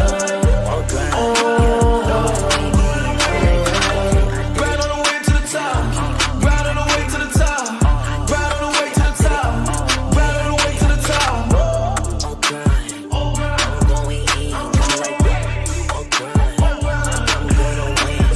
Flip the stick it. I came from the bottom to the top, but I'm not finished. I just needed me a minute. Standing attention, lieutenant.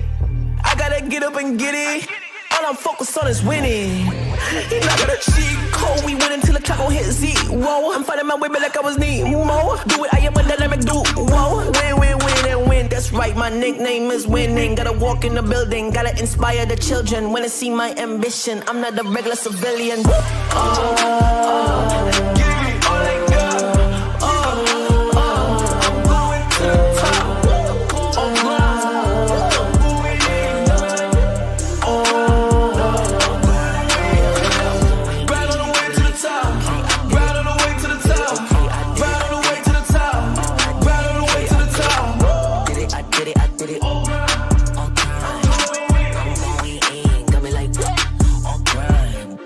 Gotta go up to the top, won't stop. I'm gonna be the man, yeah, I gotta cut a knot. Really haters really on me, tryna take my spot. But we go up, yeah, we never gon' drop.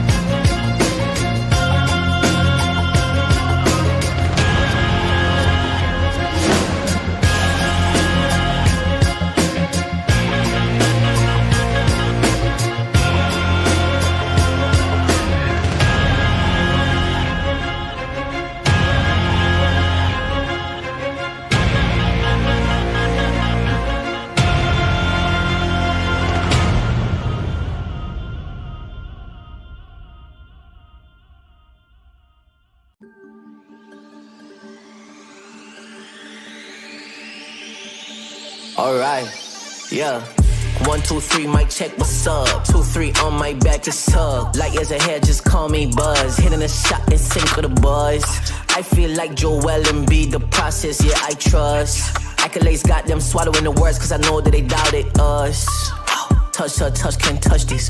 I know they throwing that dirt on my name. When I check on my tag, it be spotless. Look in the mirror and snap my fingers and point like you know you got this. Winning man, winning man, winning man, winning man, winning man. Who gon' stop this? No one. Give it all I got. I'm going to the top. I'm going in.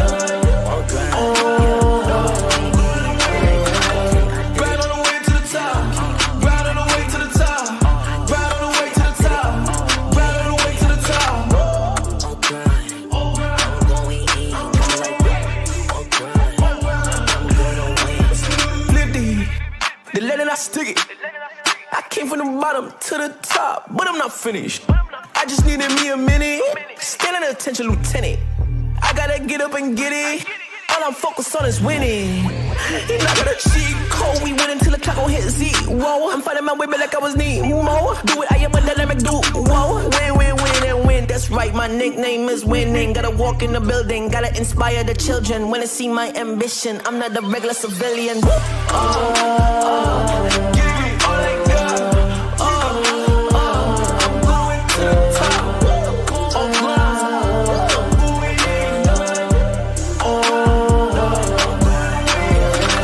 Right on the way to the top. Right on the way to the top. Right on the way to the top. Right on the way to the top. Did it, I did it, I did it. I'm going in, got me like on grind. Gotta go up to the top, won't stop. I'm gonna be the man, yeah, I gotta cut a knot. Really haters really on me, tryna take my spot. But we go up, yeah, we never gon' drop.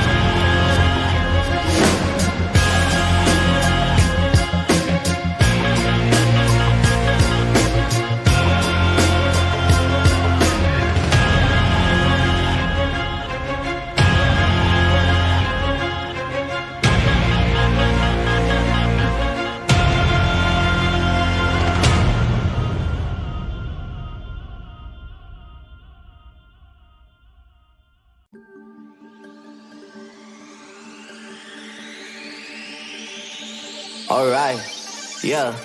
1, 2, 3, mic check, what's up? 2, 3 on my back, it's up. Light years ahead, just call me Buzz. Hitting a shot in sync with the buzz. I feel like Joel and B, the process, yeah, I trust. Accolades got them swallowing the words, cause I know that they doubted us. Touch her, touch, can't touch this. I know they throwing that dirt on my name. When I check on my tag, it be spotless. Look in the mirror and snap my fingers and point like you know you got this. Winning man, winning man, winning man, winning man, winning man. Who gon' stop this? No one. Give it all I got. I'm going to the top. I'm going in. Right on the way to the top. Right on the way to the top. Right on the way to the top. Right on the way to the top. I'm going in. Flip the letter I stick it. I came from the bottom to the top, but I'm not finished. I just needed me a minute. Standing attention, lieutenant. I gotta get up and get it. All I'm focused on is winning. You're not gonna cheat code. We win until the Kakao hit Z. Whoa, I'm fighting my way back like I was Nemo. Do it, I am a dynamic dude. Whoa, win and win. That's right, my nickname is winning. Gotta walk in the building, gotta inspire the children. When they see my ambition, I'm not a regular civilian. Give me all I got. I'm going to the top.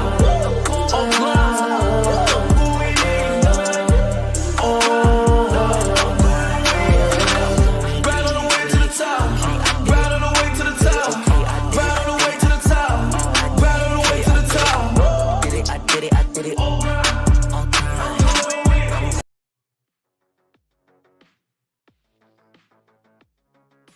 One second about that, guys. Guys, welcome back to League of Legends Legends and South Asia. It's been Madness alongside Kakao. We are in game 3 of this best of 5. It is S8UL Esports winning the series 2-0 right now. After that short delay, we are jumping right back into the action over here. You can see a lot of skirmishes had begun before we had got that disconnect. W and Catbot were fighting it quite a bit. Both hellports have been burned. But other than that, nothing of special significance happening. Yeah, I think that was the only highlight. I don't think we missed, much if anything at all. But it looks like now that Corporal is looking towards that mid side of the map, and once the stun comes in from W, I think that Orianna could end up dying. The EQ comes in, the flash burn from Cat Bot.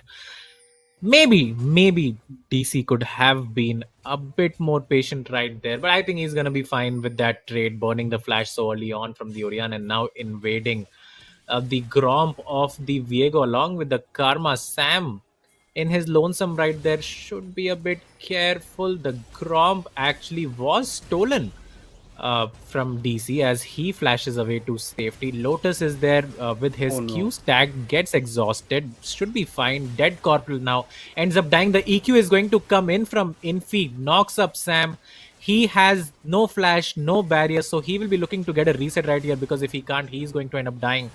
And that's exactly what's going to happen. Catbot is here as well. The hook connects on to Love 2. He ends up dying as well. The flash was burned from the Annie. The reset comes in, but it's on to Infi, who is the Jinx right now. And that's going to be another kill picked up for S8UL. And just like that, a 4-for-1 trade, 2-0 and 2 for this Viego, who had not even cleared 4 or 5 of his camps, but now he is so far ahead. And just like that, madness, it looks like we will be heading for a 3-0 start. Well, a 3-0 series for the side of S8UL.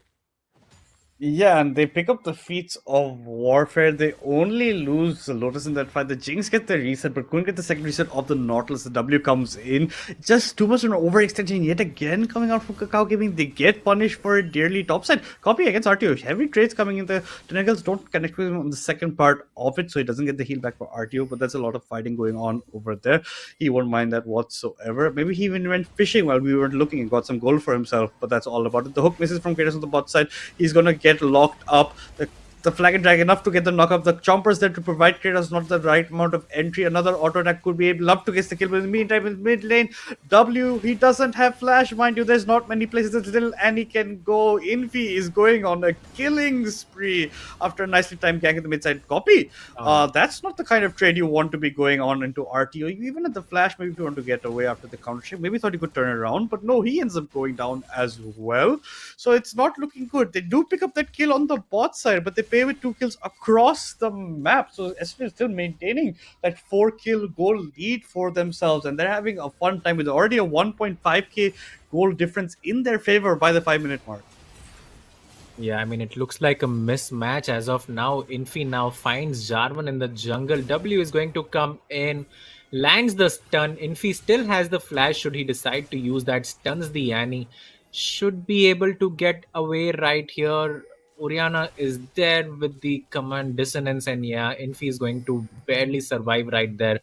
Did overstep his boundaries, maybe was not expecting the J4 to show up at his Wolves, as now he's going to lose his Raptor camp, and but more importantly, does not give the shutdown away. So I think he will be happy about that, especially how he was able to survive, as Sam now looks like has disconnected W as well. I'm not sure what's happening. Both have come back now. Love to taking hook onto his face, losing a lot of HP. And is very lucky because Catbot was not level 6 there. If he was, I think that would have been a dead karma.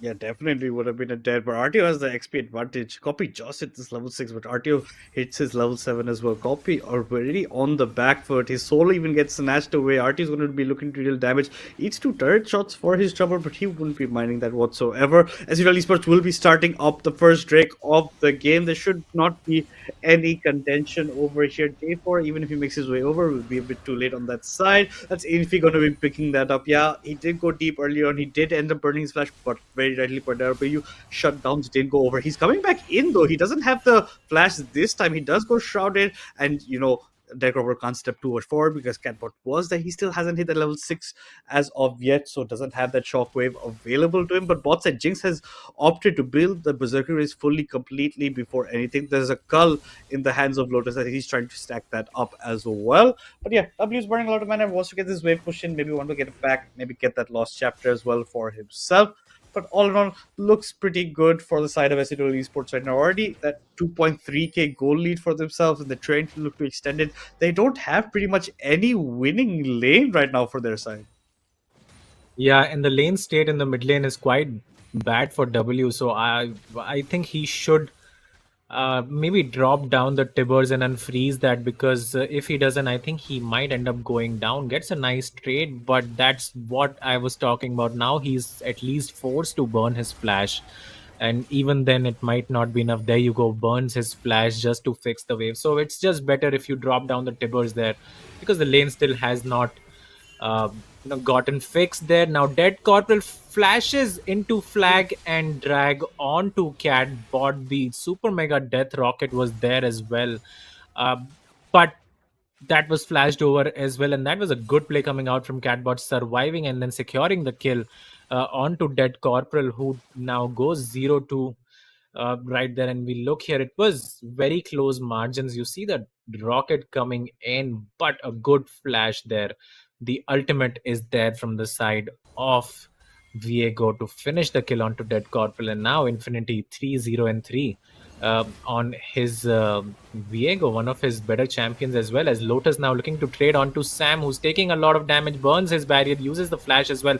The flash comes in from Lotus, the barrier is burned as well, but look at Sam's HP bar. He is so low, but he's going to get a kill out of that because he was excited, and that is going to be a 2-0 for the side of Kakao. Yeah, Lotus and Kratos overstepping, it looked really good for them for a second, but Sam piloting the Jinx to complete limitations over there. Like, he just knew he would end up surviving, gets the excitement as well.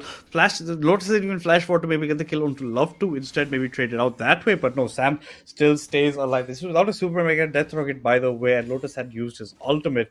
Yeah, still looks pretty good for them. Sam picks up another kill for himself, almost all that way to up whereas that Yuntals, whereas the BF sword still component still not picked up for Lotus. So he's a bit going to be lacking in that damage area because he had gone for the color and he's going for more stacking for himself. But the rest of S8UL Esports looking pretty fine right now. There's a 3-0-3 Viego, there's a 2-0-3 Oriana, and there's unfortunately a 0-2-0 So even with Annie not in the pros, he had tried to go for that roam towards that type where his team had gone pretty deep but still couldn't do much. Over here you can see Infi clearing up this ward. Drake went over to the side of S8UL Esports. Grubs didn't get picked up by anybody as of yet, or is that just a wrong stat coming in? Oh, yeah, it is S8UL. Yes, my mind is just playing games at this point. This is a game to remind you guys. So we are in the midst of it. This is Kakao Gaming's game to lose, and S8UL Esports are even looking to, lock up those feats of strength. Next epic monster they get will be the feats of strength for them. Love to, and Sam can't even walk into their lane pretty much at this point because Kratos is just that huge meat shield at the front. The Jinx is pretty good right now, but she has to start poking down early before she wants to go in for those all-ins. Something that Lotus can't do because of just how his character is. Dead Corporal might be getting caught out of here. Doesn't have flash, mind you, but here comes the drop. Oh, Wait, no, it doesn't come in. Tibbers comes in, it locks up Catbot, but Dead Corporal ends up going down. Infi gets a reset. W doesn't have much HP as well. You can see Infi with the flag and flash gets the knock on W, but I don't understand what he's thinking. But no, with the shockwave, that's enough over there. Infi changes form, R's back into that fight with the W, picks up the kill on 2W, mind you, over there, mind the pun. But yes, picks up a lovely kill for himself. But I really like that flag and drag flash. He was anticipating Catbot's going to shockwave later. He didn't see it until it came into fruition. But I really loved how it turned out for them. Yeah, he was hoping that the ball would be on his head when he EQ flashes, but it worked out regardless. And that all started with Dead Corporal actually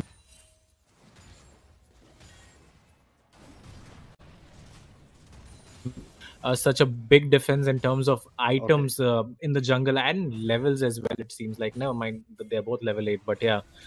Just Viego, such a strong champion when it comes to dueling, has the Kraken Slayer as well completed along with the plated steel cap, so he can 1v1 the J4 whenever he wants. And that's exactly what happened. And now they are picking up the dragon, so that will secure the feats of strength for them as well very early on in this game at only 12 minutes. Infi again just doing a fantastic job on this Viego and in the jungle role itself. It has been a series of the mid jungle difference so far, and again we get to say it third time in a row. There's a lot of difference between these four guys, and especially S8UL's mid jungle is just seems like they're way too strong in comparison to anyone that plays currently in South Asia. Yeah, and it's looking like Impy's going for the triple but hold on, a nice double calculation over the Lotus jumps out of that with his E because of the ult over there. Transcendent that he goes, but Kratos eats the super mega that's all through the face, resets for the Jinx on the bot side. Can you actually nail it? No, you can't get more onto Lotus. You have to be Dead careful. Dead Corporal. Corporal, you're eating a lot of turret shots, my man.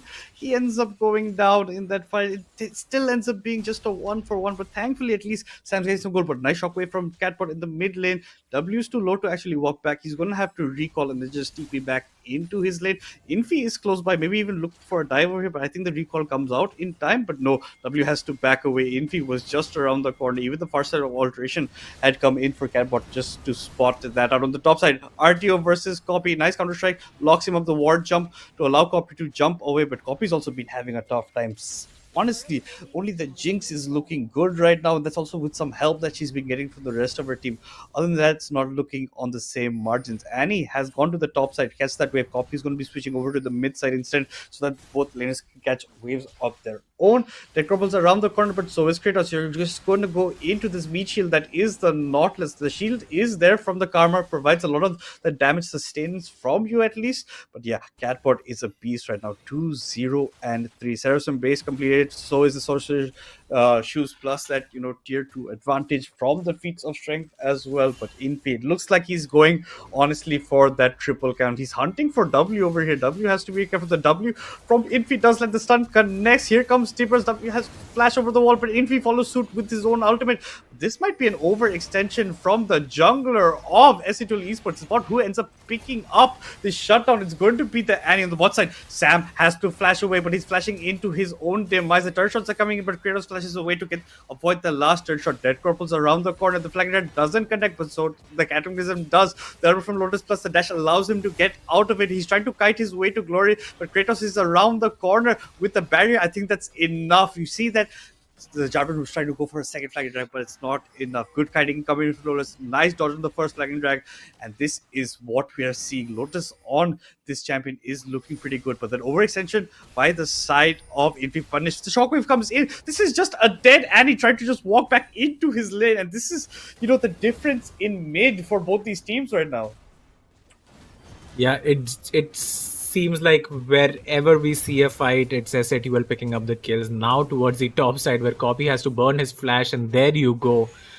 I mean, we literally just said that, and that's exactly what has happened now. Solo kill for both the laners right there. Even towards the bot side, Yunara picks up the kill when they dive Sam on this Jinx. And then Kratos is there to case a cheeky kill for himself when he kills Dead Corporal on the Jarvan. So everywhere S8UL looks, it's just a one-sided affair. Just solo kills going on everywhere. The Rift Herald now picked up for them as well, and Dead Corporal is just playing so blood hungry, and every time he goes in, it seems like he's the one to die. Now Catbot with the phase rush going to just run away from the chompers right there, picks up another solo kill for himself. 4-0-5 he goes. And this is just a series of unfortunate events if you are Kakao Gaming, because they are almost 9,000 to almost 10,000 gold behind once this turret goes down. The flash W comes in from Infi. He is going to slay the Annie once again. Lotus tanking a lot of turret hits right there. Not sure if he needed to. Copy now going to go down as well. So yeah, this is just everywhere they go, they are dying. It seems like Kakao Gaming is sort of tilting in this one. And Yeah. I do expect this to be a very, very fast and quick game. I think it's a bit of running to boom, like you're mentioning. Yeah, like you're saying, Dead Corp was being very kill hungry. No one even came to defend the tier 2 until it was too late. And that was a nice hook from Nautilus, matched by the flash W from Infi to catch onto members over the W. Dead Corp can't even be in his own jungle without a bodyguard himself. And he's supposed to be the bodyguard of his team alongside with that Jax.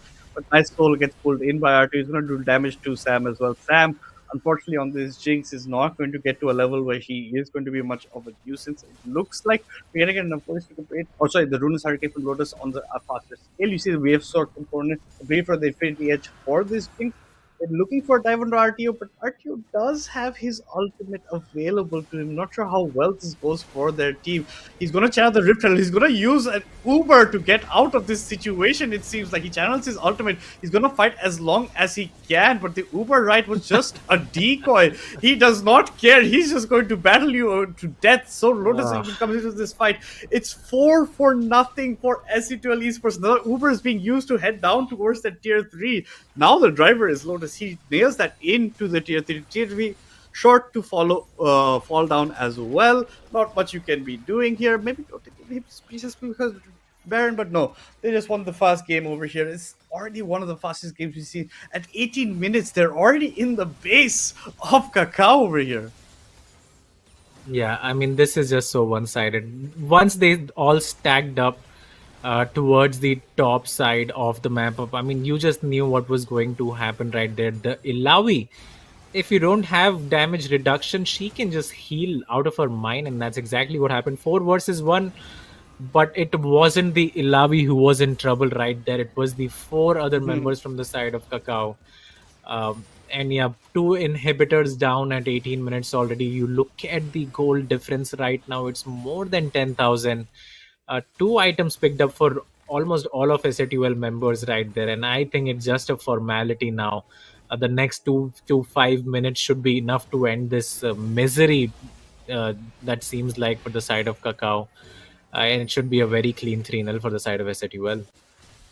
Yeah, and it is looking exactly on those lines. You have a deathless RTO, you have a deathless catbot, Infi playing out of his mind, playing really well as well. But I think it's just a bit of a problem for the side of Kakao Gaming. I think they've had a very tiring series for themselves. They're losing steam definitely towards the end. Dead Corporal is going to run into an RTO in the bush. This is not what he had in mind when he walked in over here. Does flag and trap to safety, but copy, you have to be careful where you're basing. You're in the fuck over, you won't get spotted out, at least won't get cancelled.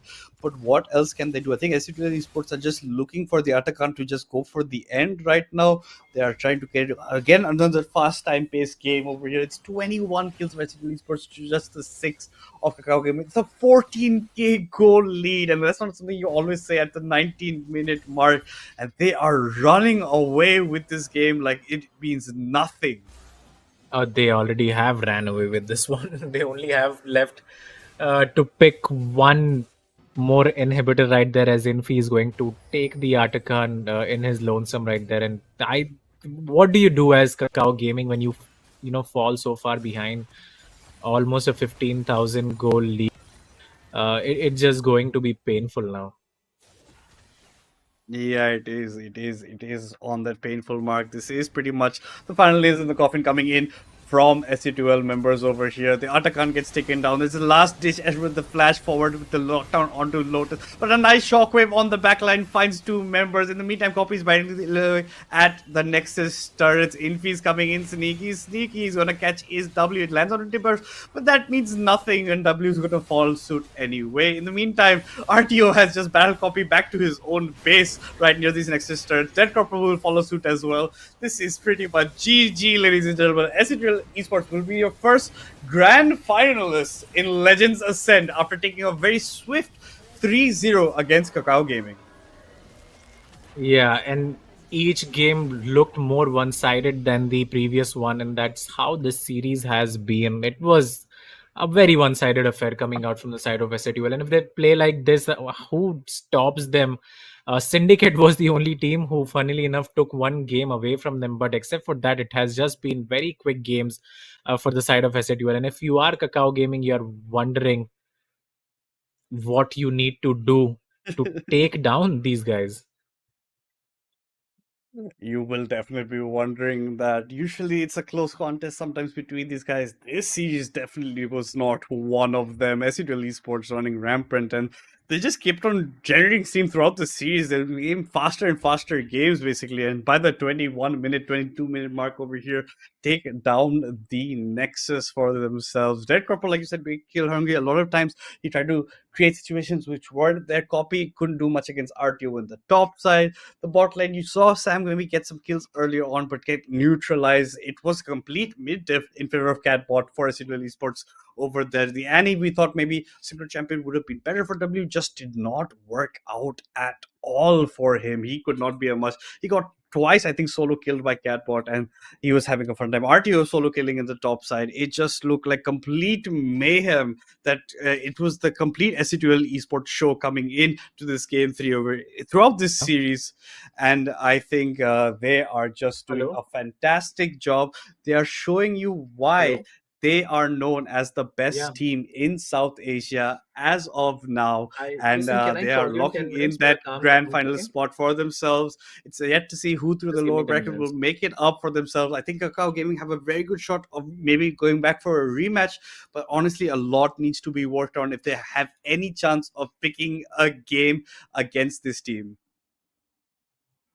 Yeah, it is going to be really hard for any of these guys to, match up against S8UL as we look at the victory scheme right here. And surely we'll look at the scoreboard as well in what has been the most one-sided game in this series so far. Maybe in since we have gotten to best of five, I think that would be one of the most one-sided games. And it just looked like Kakao Gaming just tilted off the face of the earth in this one, and that was really unfortunate to watch. As we look at the scorecard now, I mean, look at the goal difference. It's almost 15,000. And I mean, what do we even say about this? There is literally nothing that Kakao Gaming got in this final game. No scraps picked up at all for them. A whole lot of zeros on the left side of the screen right now, Madness. And this was just a pure domination in this game 3. Exactly, 21 minute mark, another minute faster than what was last game. Like you said, a lot of zeros over the 26 kills for S8UL, just to the 7 of Kakao game. By the end, it was a 15k goal lead at 21 minutes. That's a huge margin, ladies and gentlemen. They didn't even reach Seoul. They took the Atakan, they're like, we'll end it. And Infi was solo taking Atakan, by the way. The rest of his team was in that fight near the bot tier 3, and which they dominated. A last effort comes in from W, maybe trying to make some impact later on, but it's just a bit too late for any sort of these things or shenanigans to actually occur. Copy struggled the entire game, honestly, on the top side. Didn't even get in much help from his jungler. And as you can see, your MVP for the third game in a row is going to be S8UL Infi. 5-1 and 5, 451 damage per minute, 7.8 CS per minute, but he was everywhere he needs. He gets his resets. He is dominating in these team fights, going for those early engages as well. And I think a good shout out to Catboard as well in this match, as well as RTO. Yeah. They played phenomenally well. Lotus, as soon as he accelerates with the Unaros, was also doing good. I like especially the kiting and the dodges, the flagging on the bot side when Jarvan had come for the gang. But I think the entire team of S8UL Esports just performed phenomenally throughout the series, and I think they are a team to beat, and it just seems that we don't have a team that can beat these guys. Yeah, I mean, I would have really liked to see the Oriana get the MVP right there, but it looks like the production and us as well. We just like seeing this guy's face on our screen whenever he's playing, so we'll give it to him this one.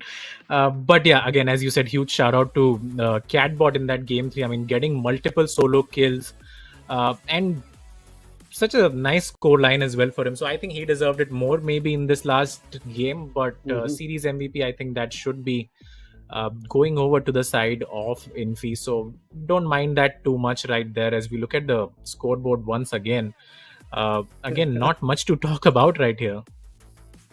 Not much to talk about. They tried to narrow down the bans from the side of Kakao game, from the side of S8UL, but not much. Both junglers will be your head-to-head MVP. Infi obviously doing miles better right now, just given how his game states were good, early mid in game 2 against the Echo of Dead Corporal, signified his lead there. 19-4. He only died 4 times to out of best of 3, by the way. 19-4 and 24. 7, 19, 15 for Dead Corporal, unfortunately. 5.9 CS per minute for Dead Corporal. 7.1 for Infi, and then 49.3k damage for Infi, while just the 35.4k for the DC. Goal difference is around that, going to be on that mark of 8k in the favor of Infi. But yeah, just all in all, pretty good performance coming in for him. The solo laners doing well for S8UL Esports, the jungler doing especially well, and I think the biggest difference was in that mid lane matchup coming into the series. Yeah, mid jungle, I would say both of these guys, that was the difference throughout the series for me. Towards the end, it did look like Kakao Gaming just wanted to get out of that game, so I don't think we should consider that too much. But first and second game, it was quite a big mid jungle difference, and I think that's what it came down to in the end. And I'm pretty sure these guys are gonna face 1 week from now as well in the grand finals. I don't think Kakao will be losing to anyone else. So let's hope they do their homework for next time around, and maybe take S8UL to all 5 games, or maybe win against them. But having said that, no one has done that as of now, and in a long time. So it is going to take quite an effort for any of these teams to show up, and especially against S8UL, and win the tournament. Yeah, and that's going to be for your upper bracket finals in general. It's going to be S8UL Esports moving on to that grand finals. Yet to be seen who faces them. Next weekend, we do have the lower brackets starting up. We're going to have Syndicate against Reverence. Whoever wins that against Kakao, and whoever wins that one will be the next grand finals that will be against S8UL Esports. But it's a good shout that maybe Kakao will be coming in for that rematch for themselves. Well, that's been it for me, Madness, alongside Kakao for this weekend. We hope to see you guys in the next one, and have a good night.